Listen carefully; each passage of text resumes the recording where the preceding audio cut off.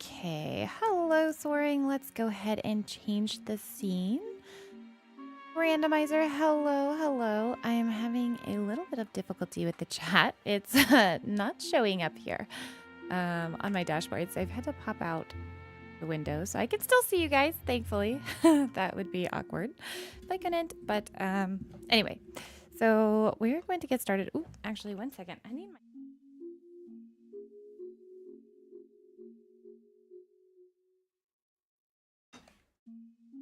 I might sound like an old lady for saying it, but I'm much more comfortable when I sit with a heating pad. So yeah, we're getting it all set up. My spine is doing better now that we've been doing more yoga, but yeah, I still have back problems. I did fracture my spine a couple years ago, and ever since it's been a battle, but we're managing quite well. And yes, I am absolutely excited for another Murderous Game Over game. When it was coming out, they messaged me and I was like, I will absolutely cover this game. Just let us know. We told them that after covering the second game too. I was like, once the third one comes out, if you are okay with it, we would absolutely cover it. So it was fun. Yeah, yeah, exactly. I loved the one we did at Halloween. I was not expecting... no offense to the game or anything. I was not expecting to enjoy it as much as I do. Sometimes I struggle with like thriller and horror games. But we had a blast with this one, and the story was so well written and like woven together. I was very impressed. So I'm excited to check out this one. And they're constantly working on new stuff, so we'll have to keep in mind or keep a lookout for what they have in the future too. Okay, let's go ahead and get into it, I suppose. Press enter or spacebar to advance to the game text. You can use the mouse cursor to point and click. Okay. Yes, I have.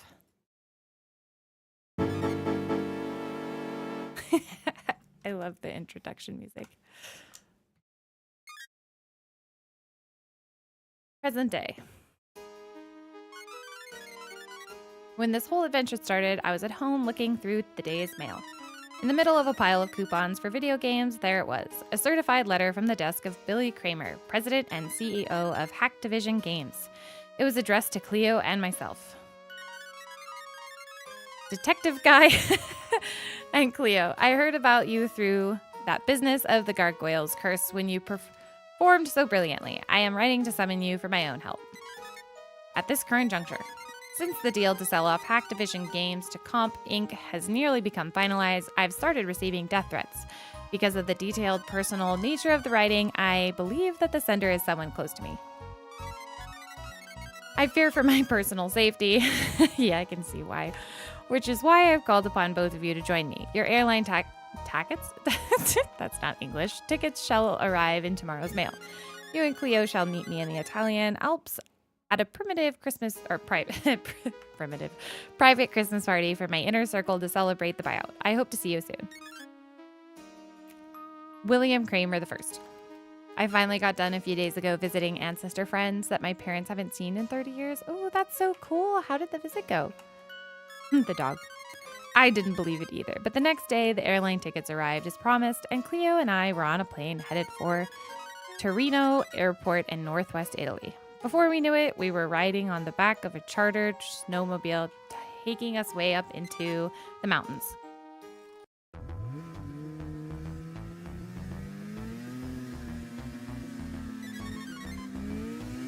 Excuse me, driver, where exactly are we going? I love this scene right now. The Cresta di Montagna Hotel? Montagna? I don't know. It's at the top of the ridge, 10 kilometers away from the nearest town. Can we make it there in this horrendous snowstorm? Not to worry, I've been shuttling guests in these mountains for years. It may look treacherous, but I'm used to these conditions. Yeah, I don't care what this dude says. You're not the first to ask, and I assure you that I'm not the one you need to be afraid of. Be afraid of? What do you mean by that? Heh. They say the Cresta di Montagna Hotel and the surrounding area is haunted. I guess you two haven't heard of the legend of the White Lady before. Well, it went well, though I didn't like waking up at 8:30 in the morning as I only had 2 hours of sleep. Oh my gosh, I'm so sorry. Very nondescript, yeah. If you treat me to a steak dinner and a couple rounds of drinks sometimes, I'll tell you all about it too. Okay.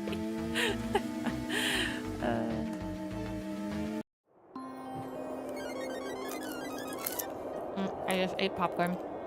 With that, Cleo and I arrived at a small, isolated alpine hotel on top of craggy mountain ridge. Now I see why we had to be brought here by a snowmobile. The terrain is so steep, there are no roads. Well, that's kind of scary. While the inside of the hotel was toasty warm, our welcoming reception was not. Oh, no worries, randomizer. Never a problem. Dog perked up when steak was mentioned. Yeah. The president of Hacktivision Games is a very busy man. I just verified with the senior Mr. Kramer himself, and I assure you that you're not on the party attendance list. Well, that's rude. I was sent here. Sparky, hi. How are you doing? We don't want any more invited guests. The senior Mr. Kramer paid to bring us here. He sent this letter in the mail. Dogs do be loving delicious steak. I feel it. I love delicious steak. What letter? ... I'd better not let these guys see it, since his letter mentioned death threats from someone close to him. The contents of the letter are a private, confidential matter between the client and myself. What nerve? Why would my dad even consider calling on a common detective like you? Hey, I'll have you know we solved murderers before. We are not a common detective. There must be some strange misunderstanding. I'm sorry you've been put through this inconvenience. I'll call for the snowmobile driver to shuttle you back as soon as possible. Leo and I must speak to the senior Billy Kramer at once. Where is he? Get out of my way and let me do my job. Oh no, he's dead, isn't he? Sorry. This is not our first rodeo, friends. I like the music. Hey, who turned out the lights? That's a Doctor Who reference right there.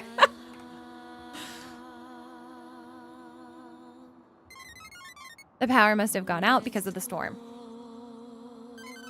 Leo, do you hear that strange singing? I can't tell where it's coming from. Is that like French? Sounds really cool. Yeah, don't blink. Oh crap, I blinked. Other than that, I had to clean up my subscriptions and unsubbed. I mean, I can see why you might feel that way, but I don't know. Not everybody who grows forgets the little people. So you're a detective? We could really use your help. That's right, detective guy, at your service. We're just detective guy. That's it. Why do you have the dog? ... Oh, this is my detective partner, Cleo, and clue-sniffing dog. Cleo can find clues that we humans can't. You're serious? Yeah, buddy. Absolutely. Cleo and I have solved many challenging cases together when the police were baffled. Without Cleo's skill, it would have been impossible to get the job done. Excuse me, innkeeper. Do you mind telling me exactly what you need a detective for? Didn't you hear the commotion? When the lights suddenly went out, somebody was murdered. Big shock. Murdered? The Cresta di Montagna is my hotel, and I'll assist you in any way I can. What do you want to know first? We switch back and forth. Yeah, I remember that. Tell me the case. I don't know much more than you, but I'll fill you in on what I do know. You already told me yourself, and you and Cleo are detectives who were sent here to help by Senior Billy Kramer. Now you're here and you have the chance to help him. Are you ready? This small alpine hotel is called the Cresta di Montagna. It was originally a ski lodge and it's way up high in the mountains, many kilometers away from the nearest town. Billy Kramer Sr. reserved this place to hold his corporate holiday party. His big room is in the lounge. The den is to the far left, and up the hall you'll find Mr. Kramer in there. The guest quarters are through the door just up from here. My office is the far right lower door, but I don't want you snooping around those areas yet. Outside is a huge mountain ridge, expanse full of snow and ice. It's what our hotel is named after. You'd be crazy to go wandering around out there without wearing some crampons.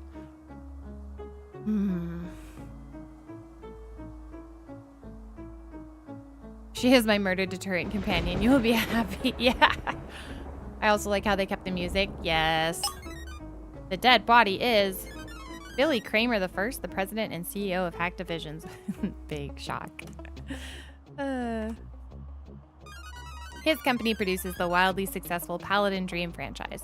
Mr. Kramer was a very prominent, wealthy businessman. This holiday was supposed to be celebrating the sale of his company to Computer Conglomerate Company, Inc. for an enormous amount of money, but now he's dead. I wonder if his kids murdered him. It probably was the kids. Mystery solved. Kids murdered him. Got lots of money. Hey, Kelsey, lovely. How are you doing tonight? He continued us in his hour of need. Or he contacted us in his hour of need, but we arrived too late. The body. You'll find Billy Kramer's body in the den. It's the room past the fireplace to the far left and up the hall. I'd appreciate if you would go in there and examine the body as soon as possible. We need you to find out who killed him. The place is isolated enough that it would take too long to wait for the police to arrive. I've left everything untouched so you and Cleo can search for clues.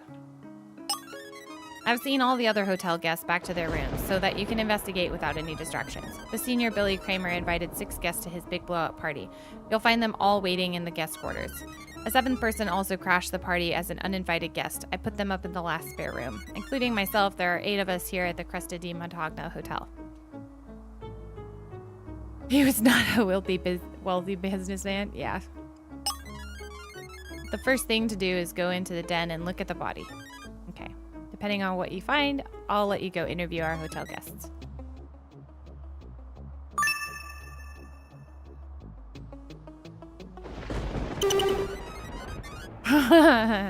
Sorry. Oh.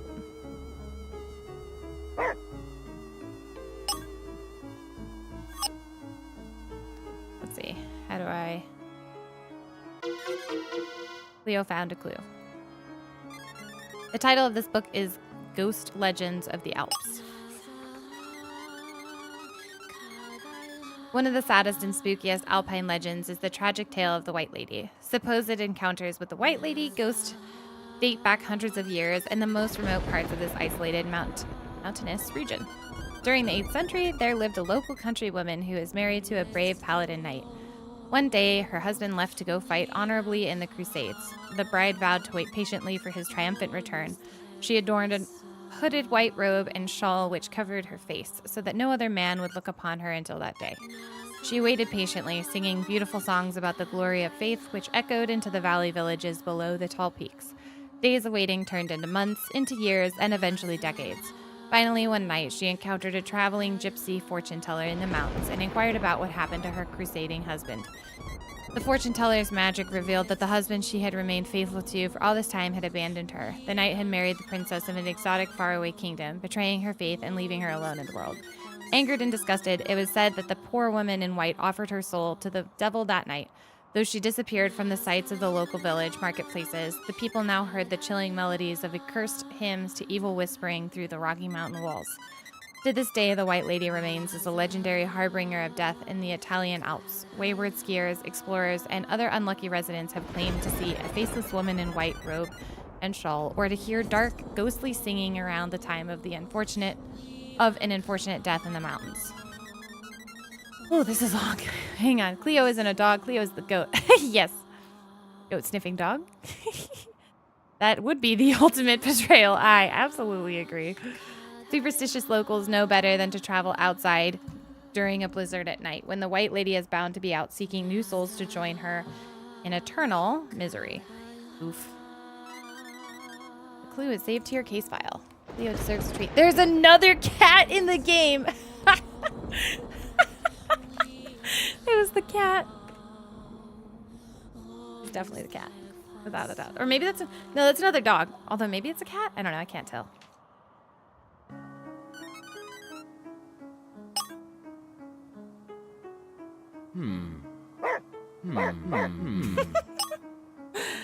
That's funny.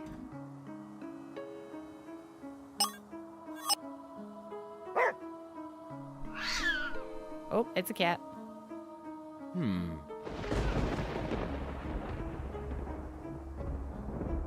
Santa decorations. Did you say down the hall? Yeah. Cat named Lester, yeah. Okay, well.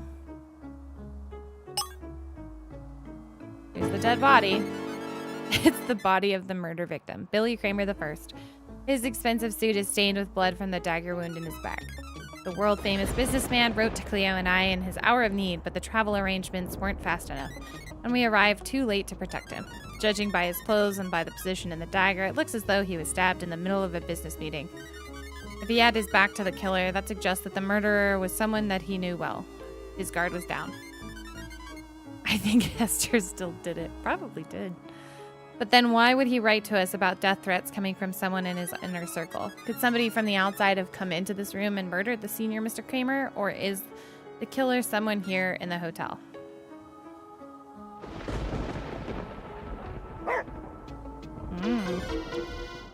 Here's a clue. On the other side of these windows is a steep mountain cliff.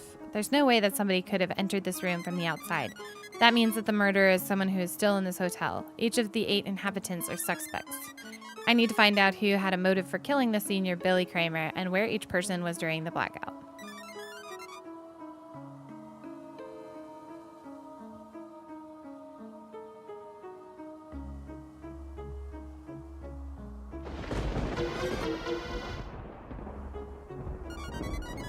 Victim's laptop. It must have shut off during the power outage and the battery is dead. It looks like a brand new Comp Inc. system right out the box with excellent hardware specs, complete with these speakers. The electricity for these speakers shut off during the blackout too, so there's no way that ghostly singing in the dark could have come from this computer.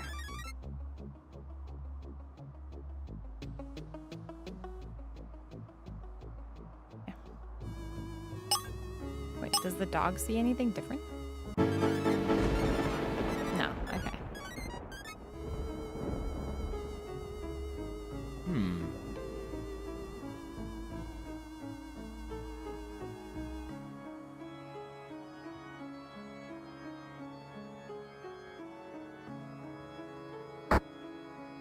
Are they talking about a compact? Yeah. Let's see. I should have the dog walk around because he's the one that can see clues.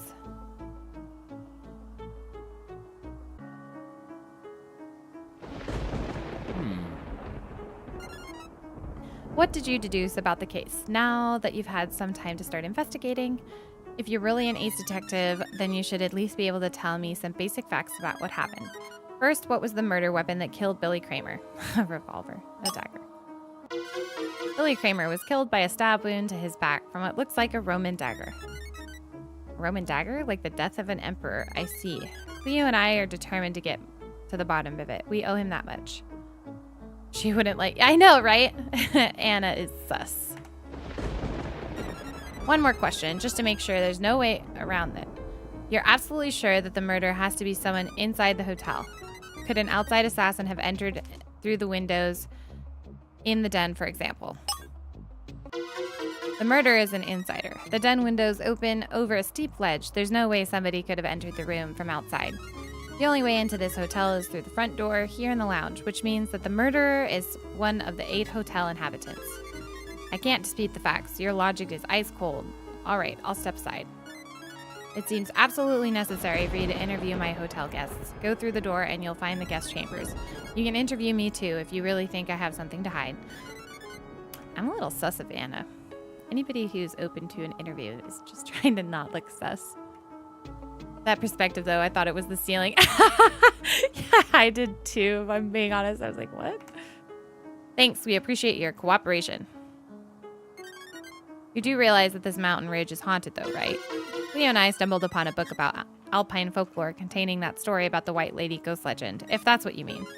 At the risk of sounding superstitious, did you hear any ghostly singing right before the murder happened? I heard something, that's all I can say for sure. Good luck with the investigation, detective guy. All right, Cleo, now it's time to go interview some suspects.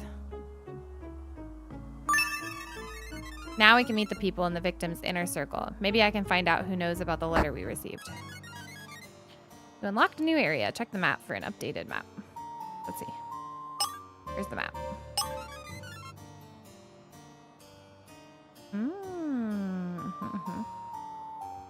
And then there's stairs up there.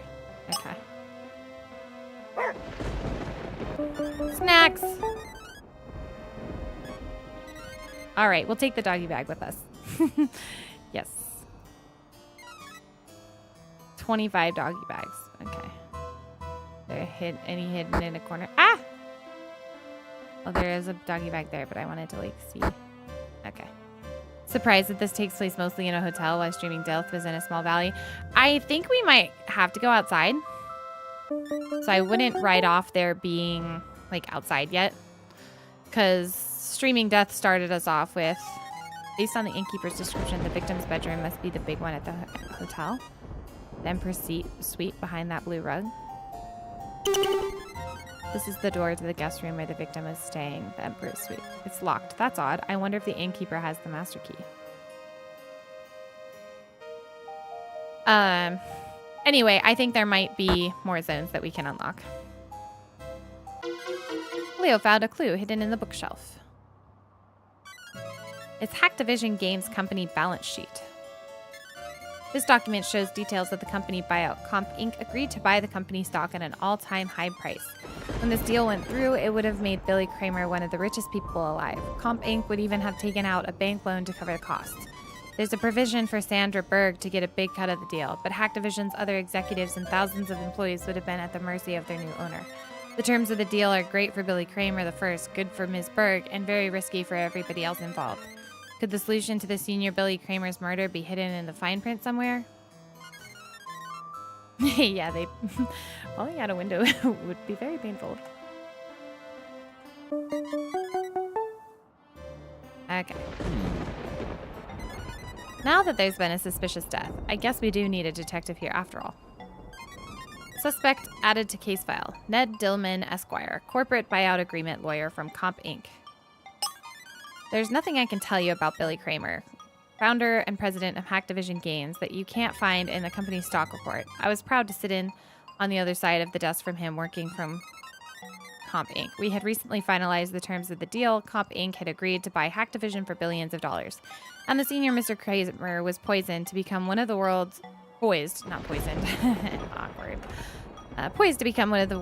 men. Billy Kramer's finesse at the negotiating table was second to none. He pushed the envelope whenever he could and drove a hard bargain.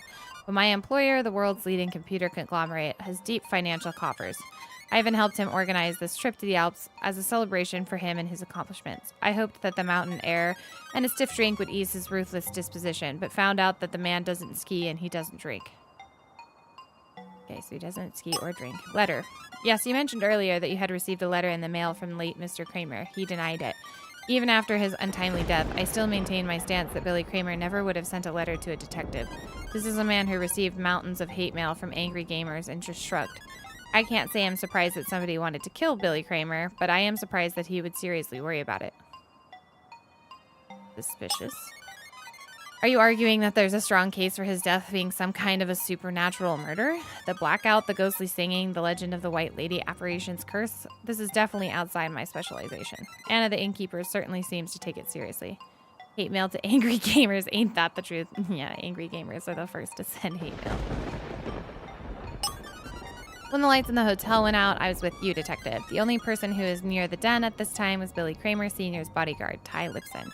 If Ty wanted to kill his employer, he could have taken him down with a single punch. He wouldn't have needed a Roman dagger to do it. Unless he wanted to be extra devious, I guess. I don't think Ty's got the wits for that.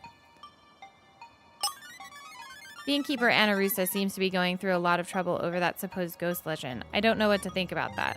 Do you think it's possible that she somehow concocted this supernatural murder to drum up attention for this little hotel? As you can see, it's not exactly a popular destination right now. I'd keep an eye on that innkeeper if I was in your position, detective. That's actually got a fair point, but, you know. I'm not going to believe the person that sat across from the guy who's dead. All right. Next room. Scooby snacks. Or rather, doggy snacks, right? Oh, this is his son. You again, detective. I'm sick of my time being wasted like this. Billy Kramer II, Vice President of Hacktivision Games. My father was the founder and president of world-famous Hacktivision Games. Now that he's gone, the company passes on to me. What am I going to do without Daddy? How am I supposed to run the company on my own? I should have spent more time paying attention in those meetings and less time watching 1980s police dog cartoons. Oh, that's funny. Yeah, everyone is a suspect. Exactly. Exactly. It does seem like... I know, I agree. The innkeeper's sus. You're asking whether my father received any strange letters. Of course he did. All kinds of angry gamers wrote complaints all the time. What would you expect? He never took anything that came in the mail seriously, of course. It was all just business to him. And he certainly wouldn't have called on some two-bit detective with a dog and flown them out to our private blowout party here in the Alps. Everybody's saying they don't think he would have called us.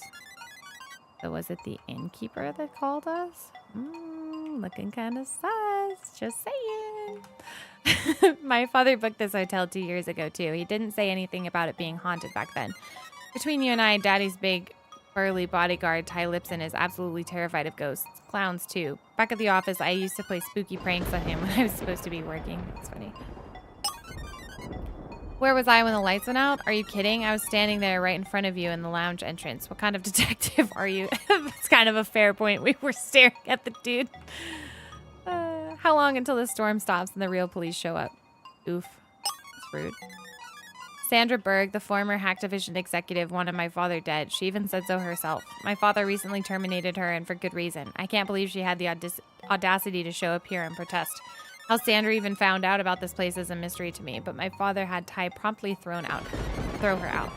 He said that Sandra Berg came here to protest being fired. Why would she do that? That's our company policy is none of your business. I don't have to answer to you. You're not even a cop. Such a nosy amateur detective. Ooh, looking kind of sus, buddy, with that last comment. Might be Lester the cat. Cat's Harvey. It's very true.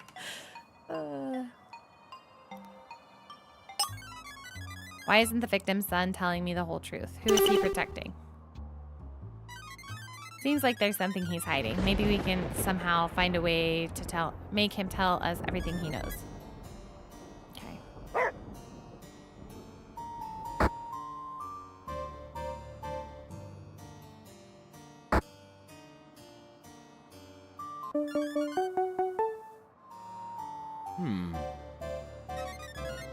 The victim's daughter. Look at her skin. She's dead. There's been another murder? What? What the heck?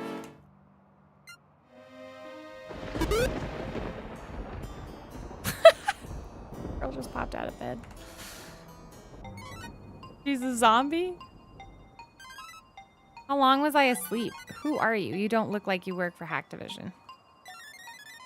Lana Kramer, the victim's daughter. Say what now? Yeah. I guess my wake-up is pretty convincing. I had you fooled.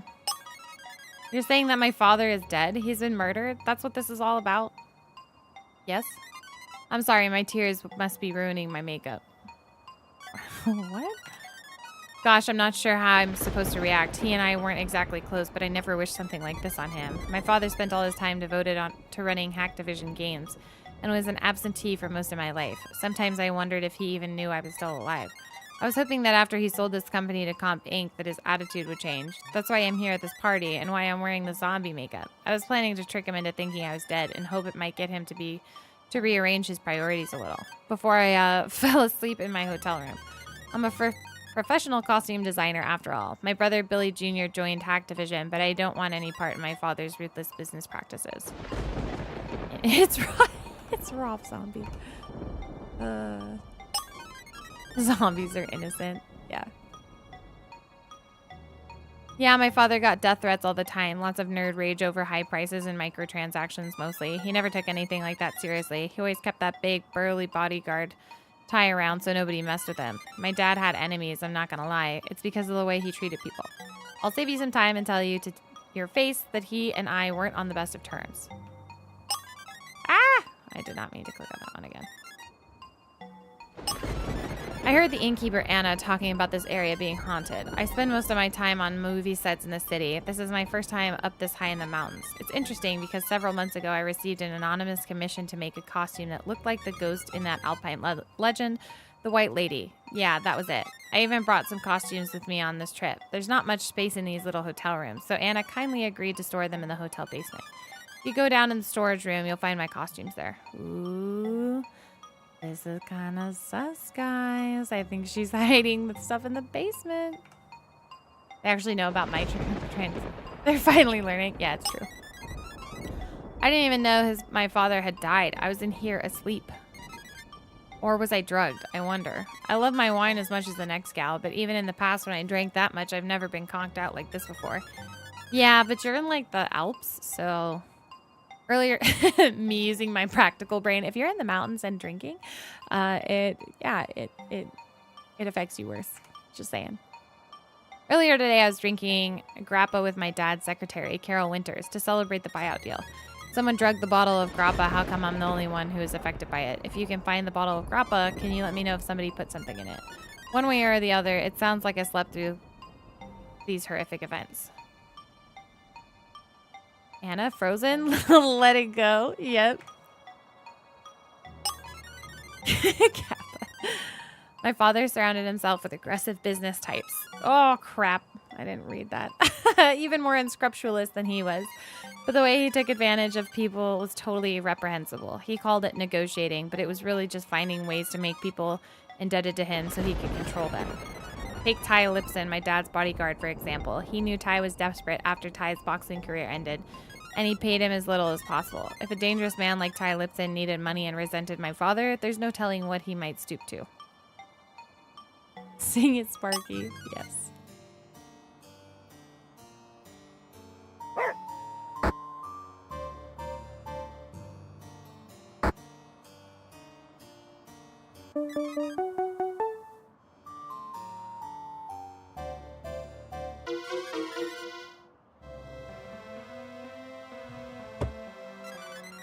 It's a pink slip. This memo details executive Sandra Berg being terminated from Hack Division by the murder victim.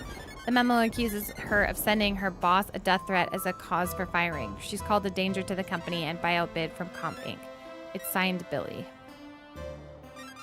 You're right, Cleo. The letter we received was signed William Kramer I. But if a man called himself Billy and signed his official paperwork that way, could that mean that the letter we received really wasn't from him? Did somebody else impersonate Billy Kramer and send us that letter? Ooh, the plot thickens. So you're doing it solo and not with Ducky? I mean, it wasn't really scary the first time, and he's sitting right next to me, and he said that if I couldn't handle it, he would happily take over. So, you know, we're fine. I should have never come here. This was a mistake. A professional like me should have known better. Suspect added to case file. Sandra Berg, Executive Director of Sales with Hack Division Games, recently terminated. The senior Billy Kramer was my boss at Hack Division Games. I worked there for 3 years until what happened recently. Mr. Kramer poached me from his largest competitor by making me a deal that was too good to turn down, including a provision for a very large bonus in the event that the company was sold. I was the one who initially introduced Billy Kramer to Comp Inc. and set up the initial meeting with their acquisition lawyer, Ned Dillman. After several rounds of negotiation, Mr. Kramer told me he'd received a promising offer. The next thing I knew, I was fired. The whole thing was ridiculous. I don't care what that greedy bastard or his fool of a son have to say about it. Let's see. I met with Billy a couple of hours before the lights went out. You can't fire me. If it wasn't for me, this big buyout deal wouldn't even be on the table. Well, Sandra, if you have the audacity to send me a death threat, then that's what happens. This is ridiculous. You have no proof that I wrote you that note. Why don't you at least let me read it? Look at yourself. You're crazy enough to show up at this private party as an uninvited guest. A private party for a firm that you no longer work at. How did you even find out about the event anyway? Who told you? Never mind. Mark my words, Billy Kramer. I'm going to get the bonus you promised me, or there's no telling what I'll do to you. Ty, show this unhinged woman out of here. Now do your job. All right, you heard Mr. Kramer, Miss Berg. I'm going to need you to leave. Oh, there we go. I knew he was a penny pincher, but I didn't think he'd stoop so low to get out of paying a finder's fee. Coming all the way to Italy to confront my own boss was a horrible idea, no matter how unfair my situation was. Corruption. It does tend to happen. Some avoid it, some don't. Just depends. Are you talking about the death threat? Billy Kramer fired me because he said that he'd received a death threat and blamed me for it. That was a lie. Why would I have wanted to kill my boss? Even if I had sent my boss a death threat, it's not like he took that stuff seriously. Activision customers sent him threatening notes every time we raised our prices, and he didn't bat an eye. I heard that spooky singing when the lights went out, but I don't believe in ghosts. Kramer's bodyguard Ty Lipson is terrified of ghosts, though, and Kramer's daughter Lana worked as a costume designer on some horror flicks. When the lights went out, I was downstairs in the lounge. I was fuming over my lost bonus. I need the money to pay off my mortgage. I saw you and your dog as you both walked in the front door.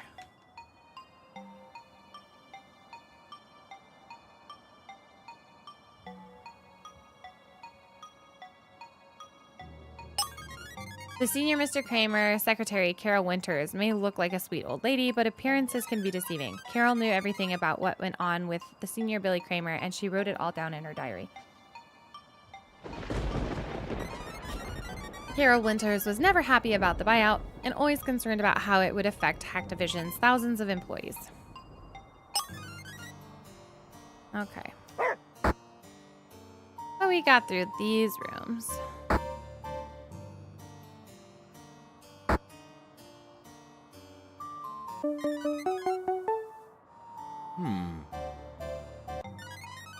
Are you two here to solve my boss's murder? Activision Games and its employees are depending on you. The victim's secretary. My name is Carol Winters, and I was assistant to the silly senior Billy Kramer. As you must know by now, he was one of the most powerful people in the video game industry, if not all of software and entertainment. Billy was known as a man who drove a hard bargain, but he always took good care of his lowly secretary anyway. I'm just concerned about what will happen to Activision Games and our thousands of employees in the face of this buyout deal with Comp Inc. Billy was responsible for the well-being of many people. Hopefully his son has inherited his father's capable leadership skills, though honestly I have my doubts. Is on the son or Anna? Yeah, I'm like kind of confused. It might be the innkeeper. I'm just like not sure. It might be Carol Winters. But I feel like Carol would know that he signs all of his paperwork, Billy, if she's his secretary. Billy got all kinds of threatening notes. He may not have taken them seriously, but I did. At least one person who said they were going to kill him was serious about it. If you're as good as a detective as I've heard, then you'll be able to figure out who murdered him. I don't believe in ghosts or paladins or any of that stuff, but I did hear the singing earlier when the lights went out. There's something strange about the Cresta di Montagna Hotel. That's all I can say. Billy had been here before, along with the creative director Jerry Small, as well as Russell Gallant, the deceased creative genius. It was 2 years ago. He had me book the arrangements, of course. Billy never talked about wanting to return to this hotel specifically. It was the Comp Inc. attorney, Ned Dillman, who talked him into it. Ned Dillman, looking a little sus. Oh, secretaries are like the most likely to backstab someone. Like, if we're being honest, they put up with the person's shit so much. Bad word, but man, do I know so many secretaries with a grudge. When the lights went out, I was here in my room relaxing. At my age, I don't have the energy that I used to have anymore. This was supposed to be like a vacation. I'd gone downstairs to wrap a toast with the victim's daughter, Lana, and then I came back up here. See, like, I was going to write a new diary entry. She had the drink. What if this girl called us here and then, like, didn't poison the daughter, but, like, put her to sleep? I don't know. This is weird.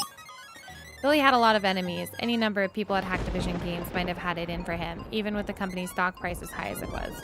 I'm also wondering about Ned Dillman, the lawyer from Comp Inc. What if he thought Activision's stock price was a little too high? Could he have killed him over a negotiating dispute with the buyout?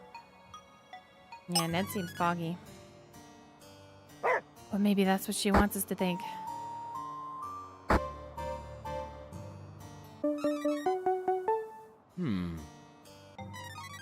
He's dead. This is crazy. He's really dead. What's gonna happen to the Paladin Dream game franchise now?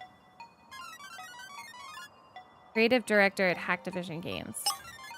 I started at Activision Games as a quality assurance tester and rose to the rank of creative director after the late Lord Russell Gallant passed on. I reported directly to Billy Kramer. To be honest, I don't think the senior Billy Kramer or his son cared about what I did with the Paladin Dream franchise as long as it continued to make money hand over fist.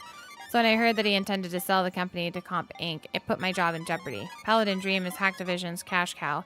What happens to the fans when Comp Inc. starts messing messing up the game. They'd be fools to think they can do it without me. Jerry Small has some reasons. That is Hacktivision. I know.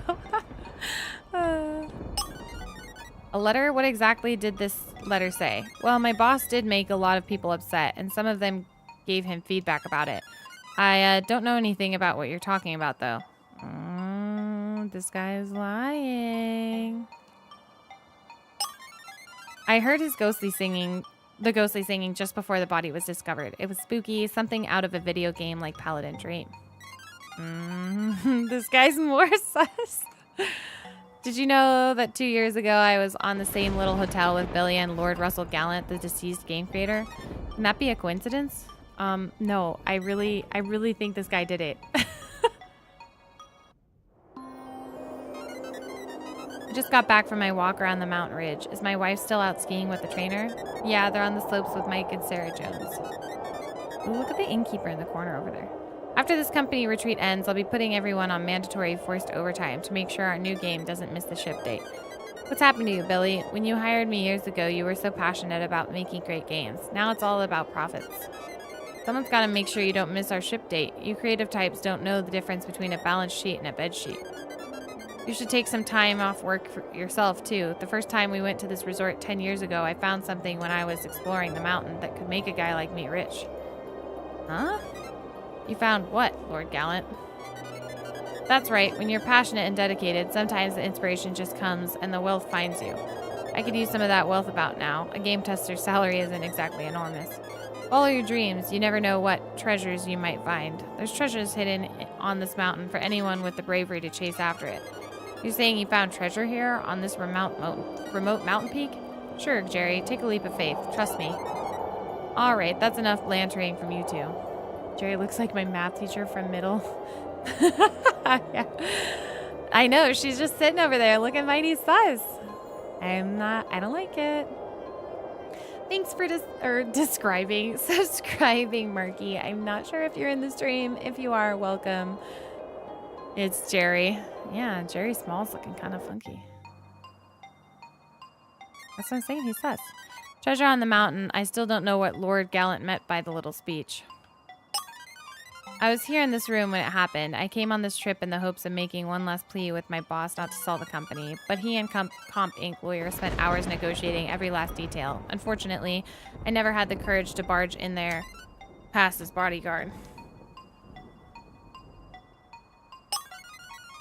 They say that to solve a murder mystery, you're supposed to look at who benefits from the death.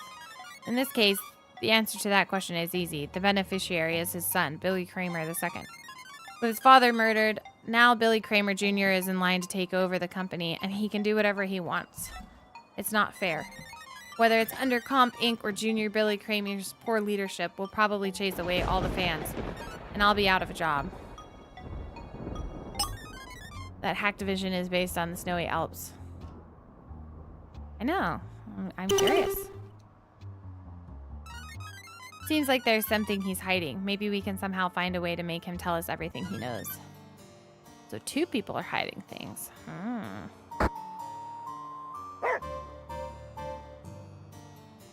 Oh, there's a doggy bag.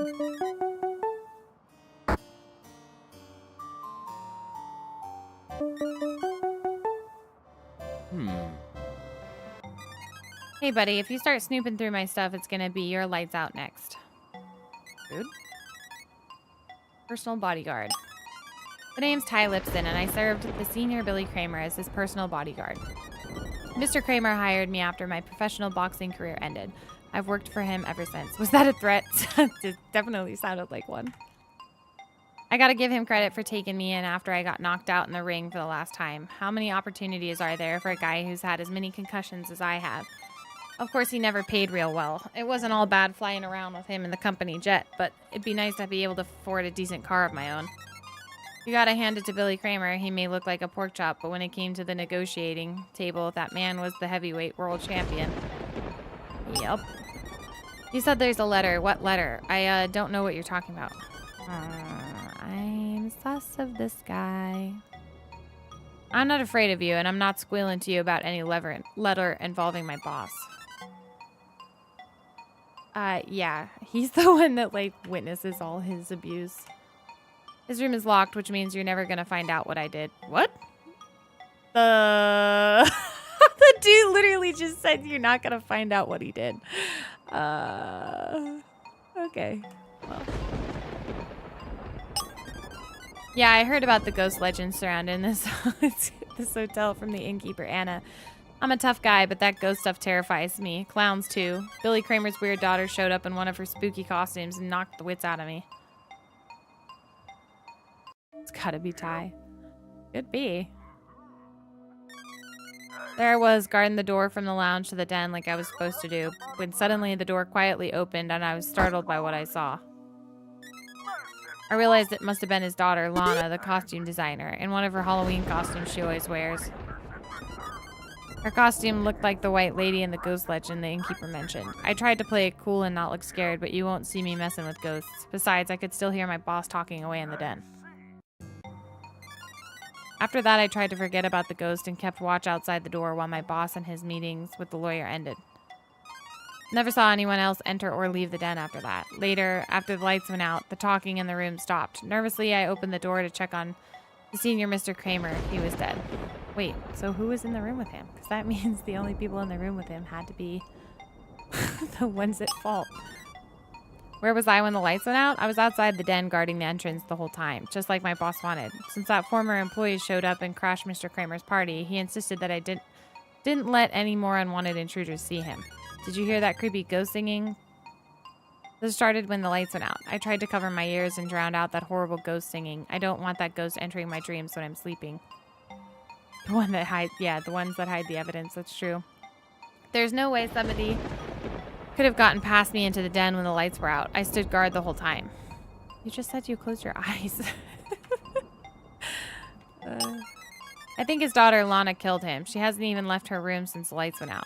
She's the only one around here who dresses up in costumes, so it had to have been her. But she just said that she, like, made costumes 6 months ago, so I'm, like, really sus at the innkeeper. What is the bodyguard guarding? 3 people are hiding stuff.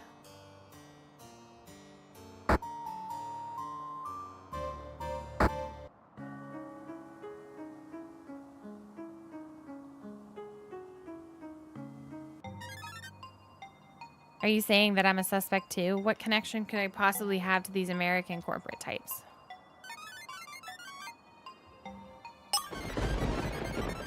Billy Kramer and his staff booked this hotel for the week. I was told that they were celebrating some kind of corporate merger. I recognized him and one of the other guests from seeing them here 2 years ago. Otherwise, this place doesn't get many visitors anymore.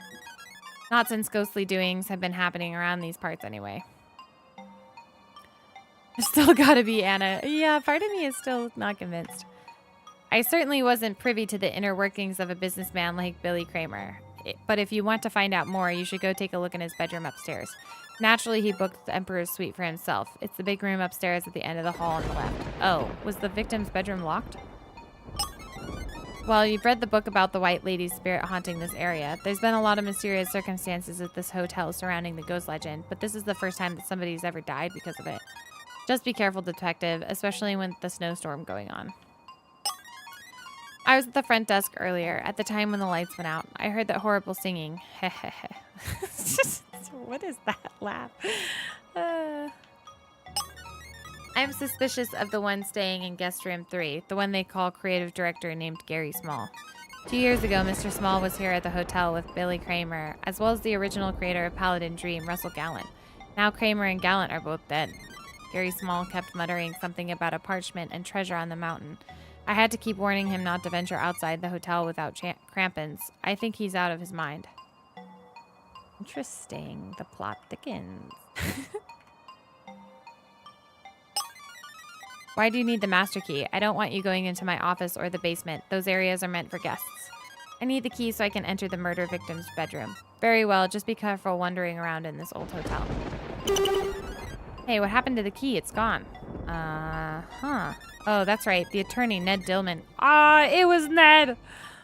Asked me if he could borrow it earlier, so I gave it to him. You should ask him what he did with the master key.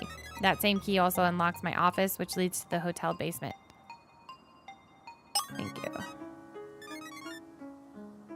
Right now, it's hard to build up a case against any one suspect based on where they were when the lights went out. He was alone in the den with his bodyguard just outside the room.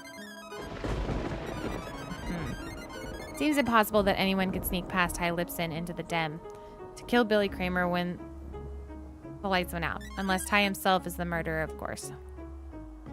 That pesky Ned stealing things, hiding. Yeah, exactly. Okay.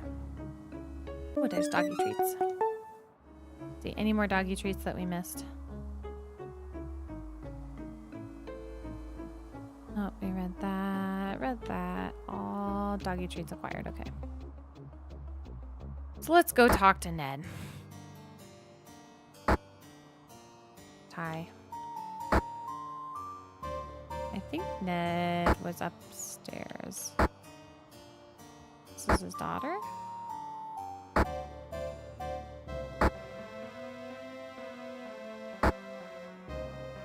wait. I didn't get the doggy pad in there? Interesting.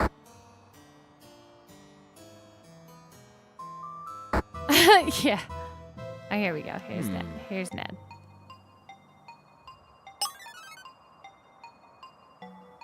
Okay, so these are the same options. Here we go. You're looking for the hotel key? I borrowed it from the innkeeper earlier. I was planning to lock up the den with the dead body in it until you were ready to investigate. That's kind of sus. The innkeeper said I could have it to look for clues. I don't see a search warrant or even an official police badge. Let me remind you that any business documents and technical equipment found in this hotel are property of Hacktivision Games and Comp Inc. Don't even think about laying one finger on my briefcase without procuring the proper paperwork. All I want is to figure out who murdered Billy Kramer. I have no personal interest in the affair other than bringing the killer to justice. Very well, the master key is yours. Wait, it's not in my pocket. Someone took it from me. The senior Billy Kramer's secretary, Carol Winters, came up to me and started talking. I got distracted. Yes, I think precisely that Carol Winters took the hotel key. If you want to find it, you should ask her about it next. Why a mere secretary would take an interest in such important affairs is beyond me, though. No one says something like that.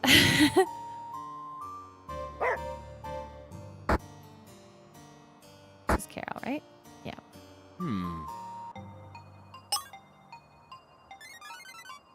To ask every person to obtain the key? Probably. Looking for the hotel key? Alright, it's true. I swiped it from Ned Dillman when he wasn't looking. I used it to lock Billy's hotel room after his death. I suppose a private... Whoa! like you wouldn't understand why someone like me would do that, do you? Alright, I took the hotel master key to protect Billy and protect the company after his death. Hacktivision Games is filled with company secrets, some of which Billy kept with him in his hotel bedroom. The company's secrets need to stay private, no matter what. Who knows what would happen if all this classified information got out into the press. It would be chaotic. It could even affect company employees or selling the company. But now that Billy is dead, we need you to investigate what happened. Here, take the hotel key and unlock the door to the Emperor's suite upstairs. No matter what, just find out who murdered my boss. Well, thankfully we did not have to ask any more people.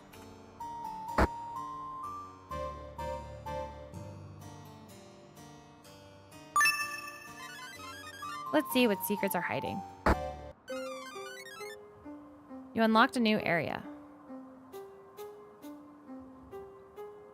I'm scared.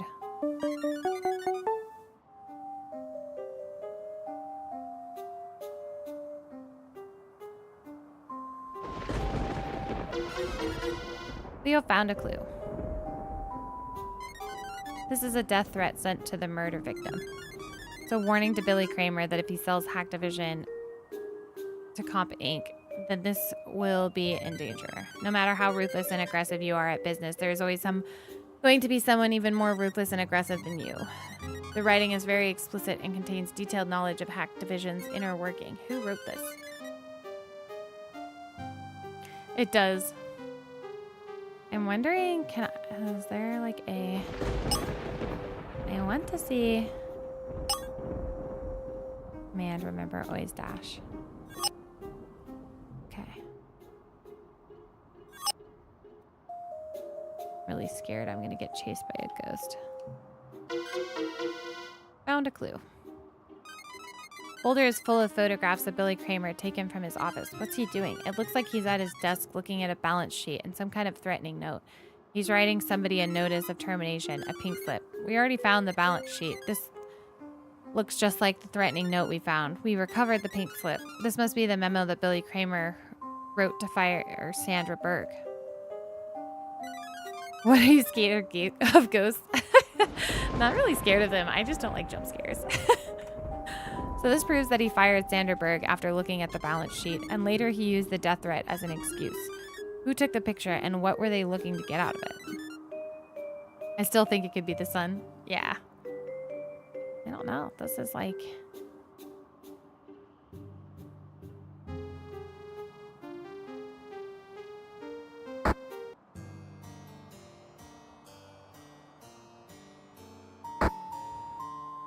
I kind of want to like... Okay, is this back to the inn? No.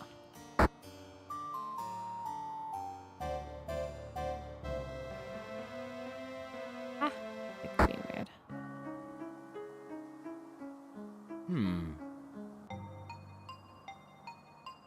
Should we like go in the office? I guess we can now. I bet you the ghost is gonna be in here. The information was questionable. Yeah, I agree. These crampons will allow us to explore the snowy, icy mountain ridge outside. Now we can go explore the area around the hotel. Cool. Okay.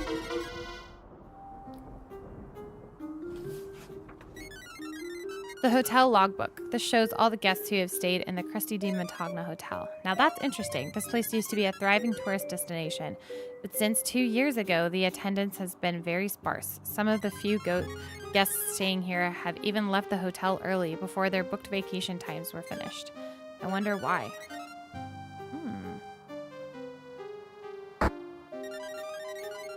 Oh no. There's definitely a ghost down here.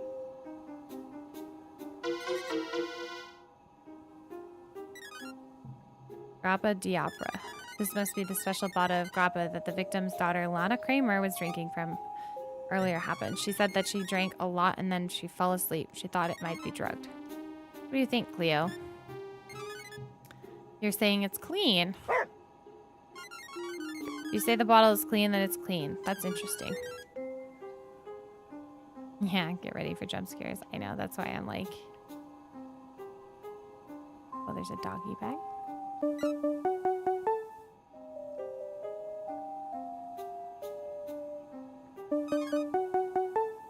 We have 10 more doggy bags, Cleo.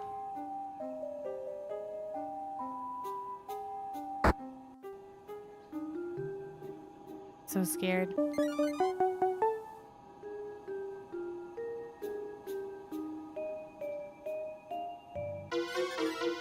A clue hidden in the microwave. This is a police dog comic book? Who reads this? The victim's son said he liked that show, but I'm surprised he'd take something like this with him on an important trip.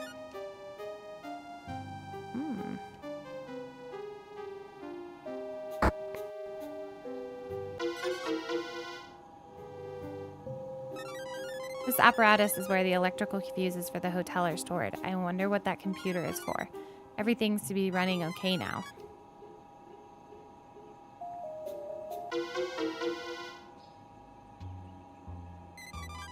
This must be in Lana Kramer's box full of the costumes she's working on. Good idea, Cleo. I wonder if I could use these costumes as disguises to get more information out of some of these uncooperative suspects. The bodyguard, the creative director, and the victim's son were all especially dodgy. Maybe this will help with those 3 suspects in particular. Oh, paladin, police dog, ghost clown. Jim Henson. Yeah. Okay, so let's do police dog. Oh my gosh, this is so funny. Let's go get more information out of these guys.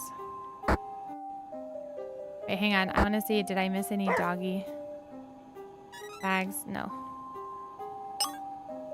Ah. Yeah, okay, I almost missed this. We'll go question the sun first.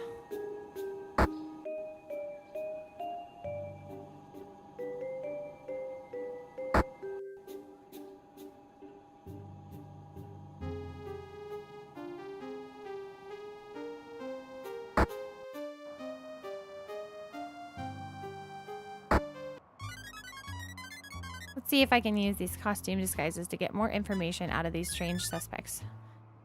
I've got to be careful not to look like a complete fool. Looks like a werewolf. I know, it really does.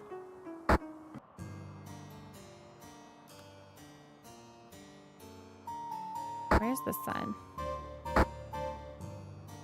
I think the sun is in this one, maybe?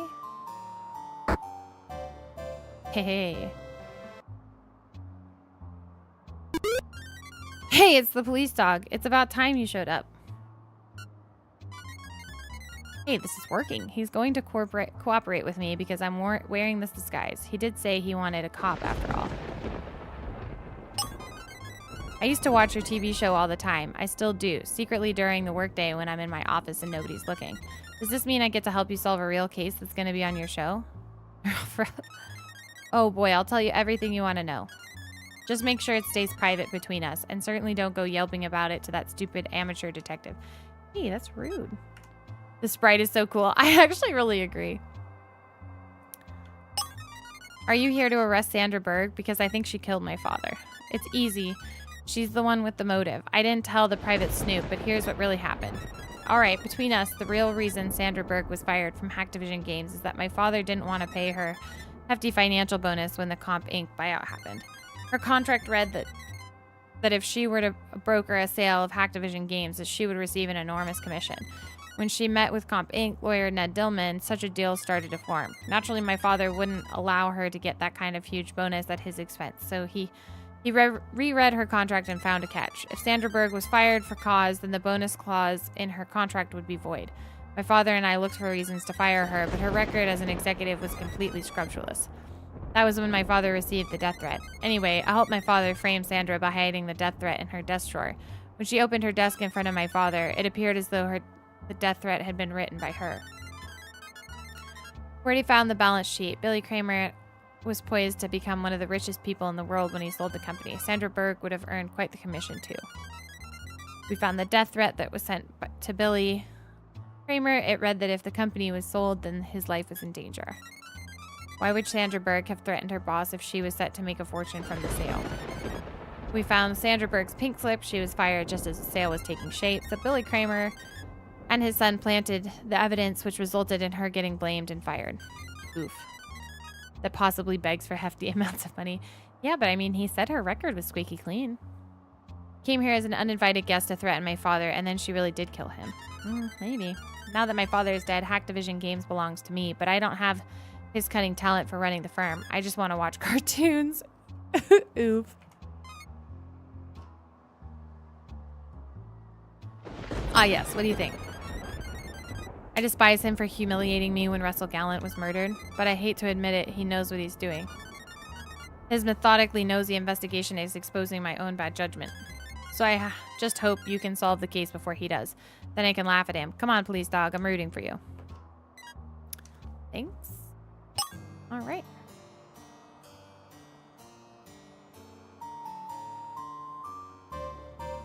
Okay. Now, can we just like, oh, we can change it here. Ghost Clown, is Ty in here? No. Was it Ned that was suspicious in hiding something? I think so.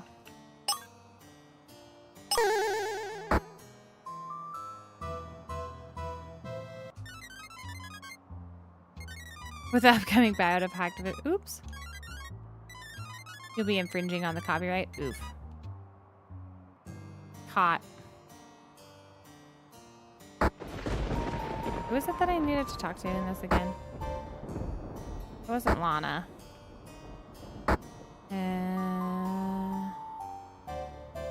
Was it Sandra? Nope. Oops. They aren't wrong in mine assumptions. Stop playing dress up and start playing detective, okay? Oof. It was Ned. Okay, that's what I thought. I was like, which one of these fools am I supposed to talk to in this thing? Ah. Ned was here, yeah?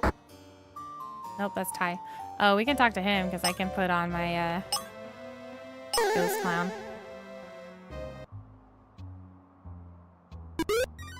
Oh my gosh. Oh, this poor dude. It's a ghost clown. It's working. This guy is really afraid of me when I'm wearing this. Please don't haunt my dreams. No. That all depends on whether you tell me what I want to know. You're a ghost. That means you can read my mind, right? Yes, that's right. I know all. And if you dare to try and lie to me, then you'll be sorry. So you know about the time I spilled my energy drink on Jerry Small's computer by accident? What? Absolutely. Then you also know about the time I punched a dent in Billy Kramer's Jr.'s new... Ooh, oof. That's right. I know everything bad you did, even if nobody saw it. Then you certainly know about... Oh no, you know about that too? Tell me what you did or I will terrorize your sleep forever. It'll be just like that time when you got knocked out. Oh gosh. Left Cleo doing that. I know. Alright, I was gonna blackmail my boss. Several weeks ago. You know, son, I've been racking my brain trying to find a way not to pay Sanderberg that hefty bonus she's supposed to get when we sell the company. But today I got a death threat, and I figured it out. I guess it's a good thing so many people out there hate me sometimes. Huh? Billy, are you paying attention? You need to stop watching children's cartoons when you're supposed to be working. What is it, Dad? Sometimes I honestly don't know whether or not you've got what it takes to run a huge company. All right, I'm listening now. Good. I want you to sneak this death threat into Sandra Berg's desk papers after she's left the office. Then tomorrow we'll both go into her office and act like we just discovered it in her personal belongings.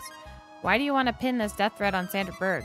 If we can frame her for writing this death threat, then I have a justification to fire her. Bye-bye to her huge bonus. Aren't you at least a little worried that someone who works for you wants to kill you? Maybe I should call a detective. Oh, that's not necessary. That's what I have the brainless brute guarding the door outside my office for. Where is he right now, anyway? I'm only worried about all the money I'd lose if I were forced to pay Sandra Berg's sales commissions. Problem solved. You're a genius, Dad. Try and learn something, all right, son? Oh my gosh, this guy kind of had it coming. No joke.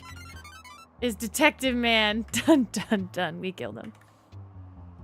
This must have been the folder with photographs I found in the victim's bedroom. I found out that Mr. Kramer was planning to fire Sandra Berg so that she wouldn't get her bonus. Then he could keep the money for himself. I was waiting for my chance to talk about it with Mr. Kramer. Waiting. Oops. But then somebody really did kill him. You mean Ty, yeah. Then what happened to your photographs? The ones you were planning to use to blackmail the victim. He must have discovered where I hid them. I knew I was going to be in trouble. I wanted more money, but that doesn't make me a killer. Say, do you remember that detective was here earlier? Yeah, what about him? Where has he gone to anyway?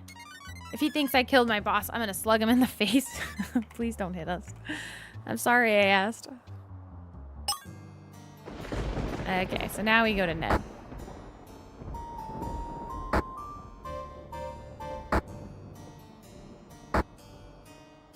Wait. Did we already talk to Ned? Or was it? It wasn't Carol. Carol was hiding something, though. Oh, no, she was the one we talked to for the key. Wait, where's Ned? That's Billy. Oh, here we go. Okay.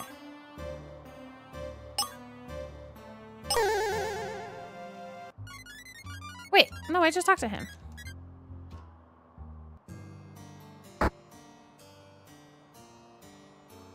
It was Jerry, wasn't it? He's in the down part. Yeah. Yeah, Carol's the one that took the key. I think we need to talk to Jerry because he's the one that, like, created paladins.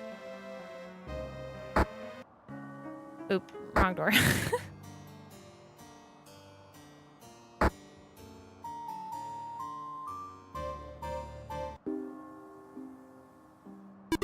What the heck? A paladin? Am I dreaming? Probably. Can this be a mystical sign from Lord Russell Gallant, the original game creator who's deceased? What does Lord Gallant want from me? Hey, this is working. He's actually taking my paladin disguise seriously.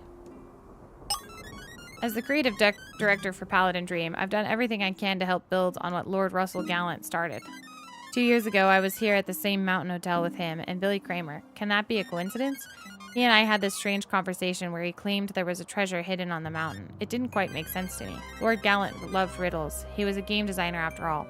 I'm just not that great at solving riddles. Are you? Of course, Billy. Enjoy dinner, Kelsey. Thank you for joining us for now. Does Jerry work in the law office of the Ben & Jerry's? Ice cream sounds good. Enjoy dinner, Kelsey. Yes, yes. Of course, Billy was all business as always, and he wouldn't have any of it. But I wonder if there really is something to what Lord Gallant said. I hope that I've at least made Lord Gallant proud with my dedication to Paladin Dream. Forgive me, Lord Gallant. I was the one who wrote the death threat to Billy Kramer. Oof. Could this be the death threat referenced in the letter we received from the murder victim? He must mean the threatening note we found in the victim's bedroom. This is all my fault. If I hadn't been foolish enough to write that death threat for my boss, maybe none of this would have happened. So that was you? Why did you do it? When Hacktivision Games was to be sold to Comp Inc., my job suddenly became in jeopardy. I worked my way up from being only a humble game tester to the creative director for the Paladin Dream game franchise. It's not fair. Everyone knows Comp Inc. bought the company because that game franchise is so lucrative. That's the whole reason this big buyout deal happened. Sure, it's great for business, but what happens to the game when new owners don't let it go? Paladin Dream needs me. I'm the one who knew Lord Russell Gallant the best, and I'm the only one capable of thinking like him and making the right decisions. That's why I sent my boss the death threat. I wanted to make it seem like selling the company would put his life in danger, in addition to just my job being in danger. Oof. I guess someone really did plan to kill Billy Kramer all along. If Detective Guy knew I sent my boss a death threat, then he'd suspect me as the murderer, so I'm not inclined to help him. But if you really are a legendary paladin from Lord Gallant's game, then maybe you should have this. It hasn't done me any good. This parchment contains a riddle that Lord Russell Gallant gave to me. Take this parchment containing the riddle. Maybe it will be more of use. It will be of more use to you than it's been to me. Stand where light and heat once burn next to frozen feet. Lord Gallant. Oh, okay. Just show this riddle to the nosy detective.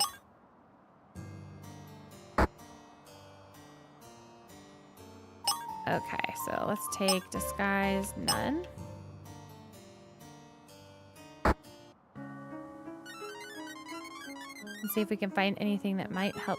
Murder is the location that the rhyme describes. Isn't it? Wouldn't it be the fireplace?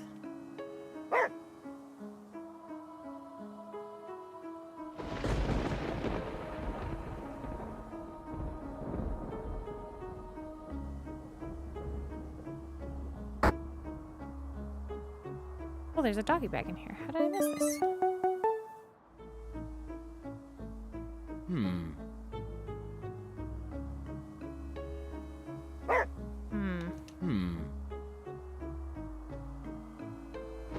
It'd be the cat.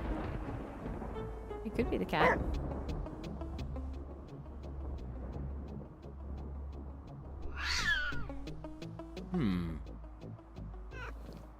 Oh, the cat's nice if I'm me and not the dog.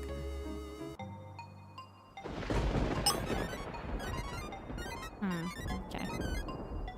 Nothing's changed with her stuff. Light and heat. Ah.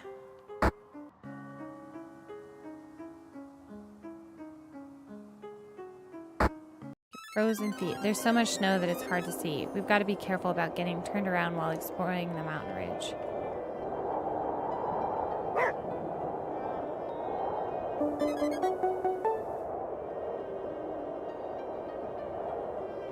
Cats do be having attitudes towards the dogs. It's true.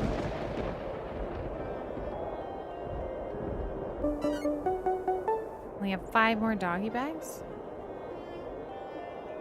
There's a clue. Someone working at Hacktivision Games. Dated 2 months ago. At the suggestion of the Comp Inc. lawyer Ned Dillman, we booked the same Italian Alpine hotel for the company holiday party. Maybe it's meant to be symbolic of all the success Hacktivision has had since then. I didn't see Sandra Bird's name on the guest list for the Hacktivision company holiday party, though. I wonder why she isn't being included. It must be an oversight. I told Sandra about the party and gave her an invitation myself. After all, it's because of the deals she brokered that this whole thing is happening. Dated last month. My boss, Mr. Billy Kramer, is so accustomed to reading angry letters from gamers that he doesn't know a serious threat when he sees one. Recently, he received a threatening note which warned that if he followed through and sold the company to Comp Inc., he should fear for his life. So I'm looking for a way to protect Mr. Kramer. He'd be upset if I got the police involved, so I searched through his contacts for someone that might be able to help. I found the detective team who solved Lord Russell Gallant's murder in Vermont, a Mr. Guy and Cleo. Maybe they could help us again by protecting the senior Mr. Kramer now. I even embezzled some money from my boss to pay for their flights to the company party in the Alps. It's the only way to reach the detectives in time. At least I hope it will be fast enough. Every day the danger increases. Who wrote this? Whoever it was is responsible for impersonating Billy Kramer and writing to us. Isn't that Carol? I'm like 99% certain that's Carol. Oh, I hear ghost music. I think this is where Ghosty is.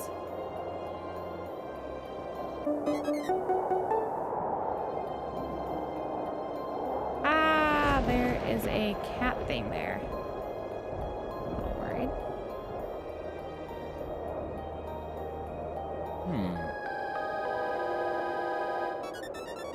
Stand where light and heat once burned next to frozen feet. Oh, this fireplace out in the snow seems to be the spot mentioned in Lord Gallant's Raggy ghosts. Yeah.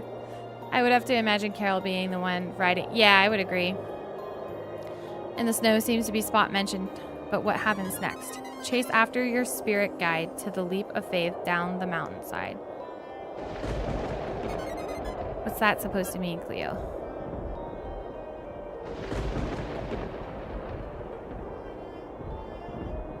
Cat.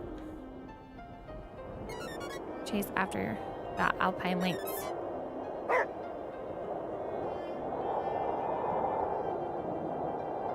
We got snacks.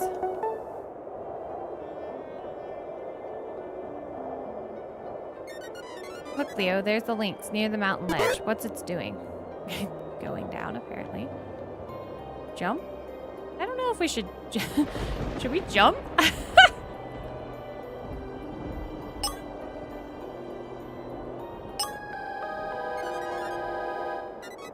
That must be the leap of faith. Yikes, let's see what happens. Oh, geez, Louisums. Oh, okay.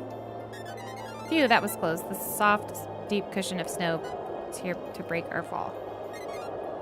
Look, the mouth of this secret cave is hidden by the walls of the mountain. Uh-oh, there's a save-a-file thing here. Okay. Behind the statue in this cave lies a secret to save.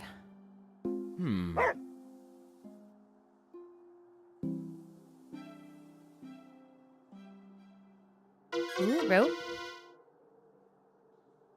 Very pink here, it's true. Some climbing rope.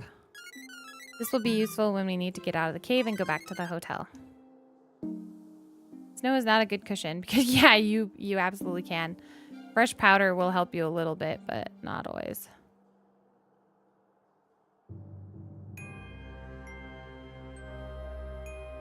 Doggy bag.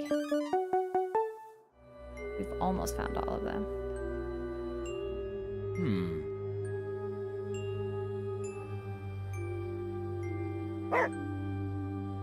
Okay.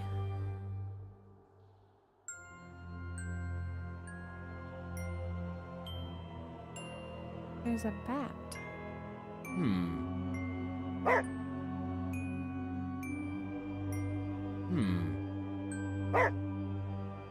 Lies a secret. Ha ha ha! Very smart. Secret chamber. Okay. The deceased game designer Lord Russell Gallant's journal, dated 2 years ago. To my dear friend Jerry Small, if you are reading this, then it means you've solved my riddle. Congratulations. When I was exploring the mountain ridge, I fell and happened on the entrance to this cave. It looks to be an old Christian hermitage from medieval times. The incredible dream I experienced in this cave became the basis for my game, Paladin Dream, which went on to make me very wealthy. So you see, the true meaning of my riddle is that imagination is priceless. May chasing your dream lead you to fortune like it did for me. But if that's a little too hokey, then there's also something for you in that treasure chest. I've left it for you, Gary. I know you'll take better care of it than anyone. You left him like a huge sum of money, I think. Oh, we only have one more doggy bag to find. Paladin sword was found. This isn't going to help us solve the mystery. This blade's not even sharp. It might make a good souvenir, though. Interesting. Oh, there's the bedroll clue now.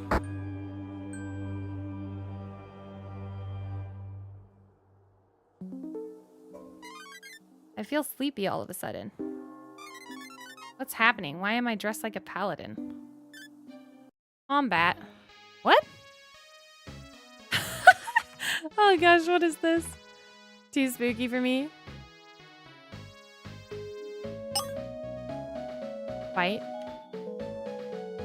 Loud animal noise. A powerful bite attack from a tough dog.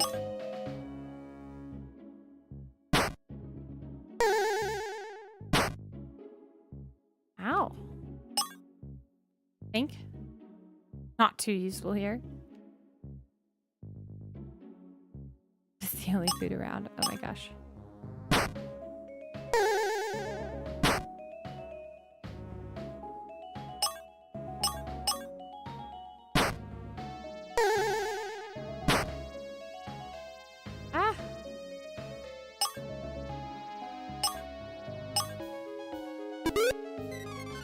Why do I have to eat dog food? Ah!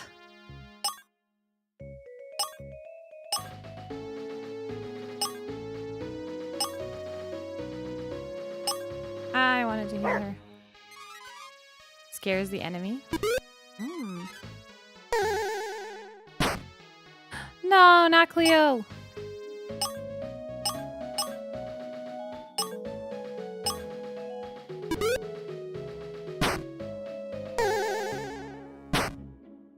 I don't want Puppy to die. I can't see his health bar. I'm gonna have her heal one more time.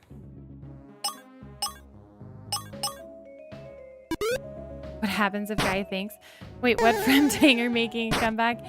I'm like gonna see. I do that.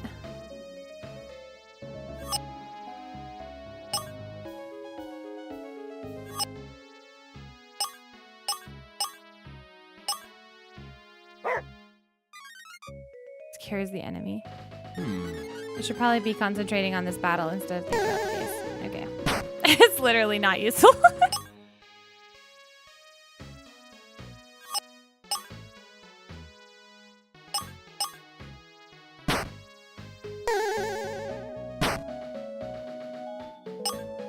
Leo can heal.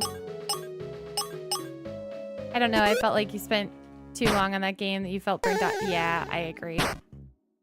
That was definitely how I felt. Am I just supposed to like keep going though?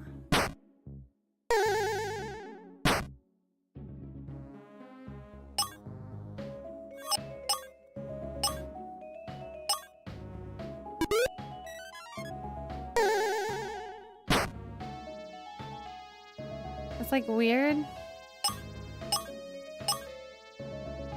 But sometimes I can queue up two things that I can't. Like if he keeps attacking Guy, then it's hard because I have to keep healing him. I don't want to.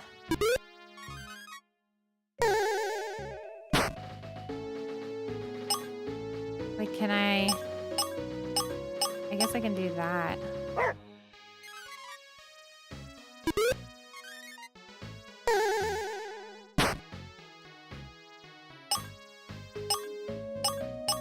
Okay, I can have her fight. I can just basically alternate.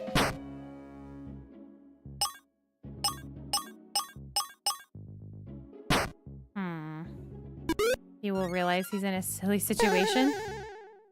Maybe?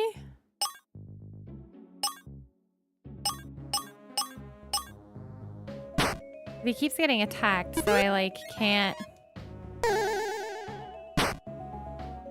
Okay, so like maybe I'll have him think one more time.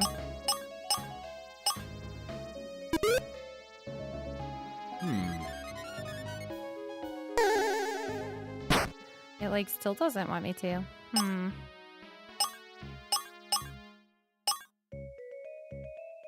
Yeah.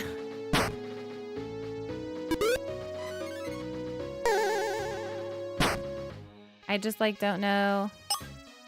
I wish I could see his health. You know? Oh, okay. Well, look, we guess we beat him. We triumphed. Nice job, Cleo. We did it. Huh? It was just a dream. A paladin dream. Pro went later. Oh, yeah, I don't want to retry puppy.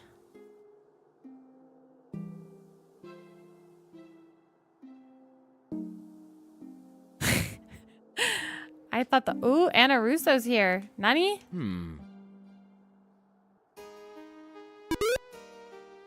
All for nothing, I suppose. I think they'll play into something later. I've got to give you credit, Detective. You found this cave even though I was unable to find anything after searching for 2 years. I was also here on the day Lord Russell Gallant mentioned that he had found a treasure somewhere on the mountain ridge. I'm a little embarrassed about how you've somehow shown me up like this. However, the treasure is mine. You can't take it.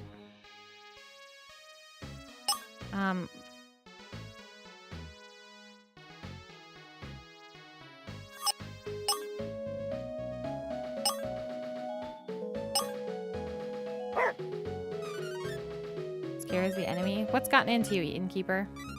You're right, Detective. I need to come to my senses. Okay, well, that was easier. Saw you jump down on the ledge and I followed you into this cave. Can it really be possible that there's treasure hidden here? I see. So no gold, diamonds, or anything like that? I should have known better than to listen to that kooky game designer. I can't believe I wasted 2 years looking for nothing. And to think, I even went through the trouble of scaring all the hotel guests away. What? You scared the hotel guests away? That's right. I was the one who spread the story about the hotel being haunted. If the guests all left, then I had plenty of time to hunt for the treasure. I overheard Russell Gallant telling Jerry about 2 years ago.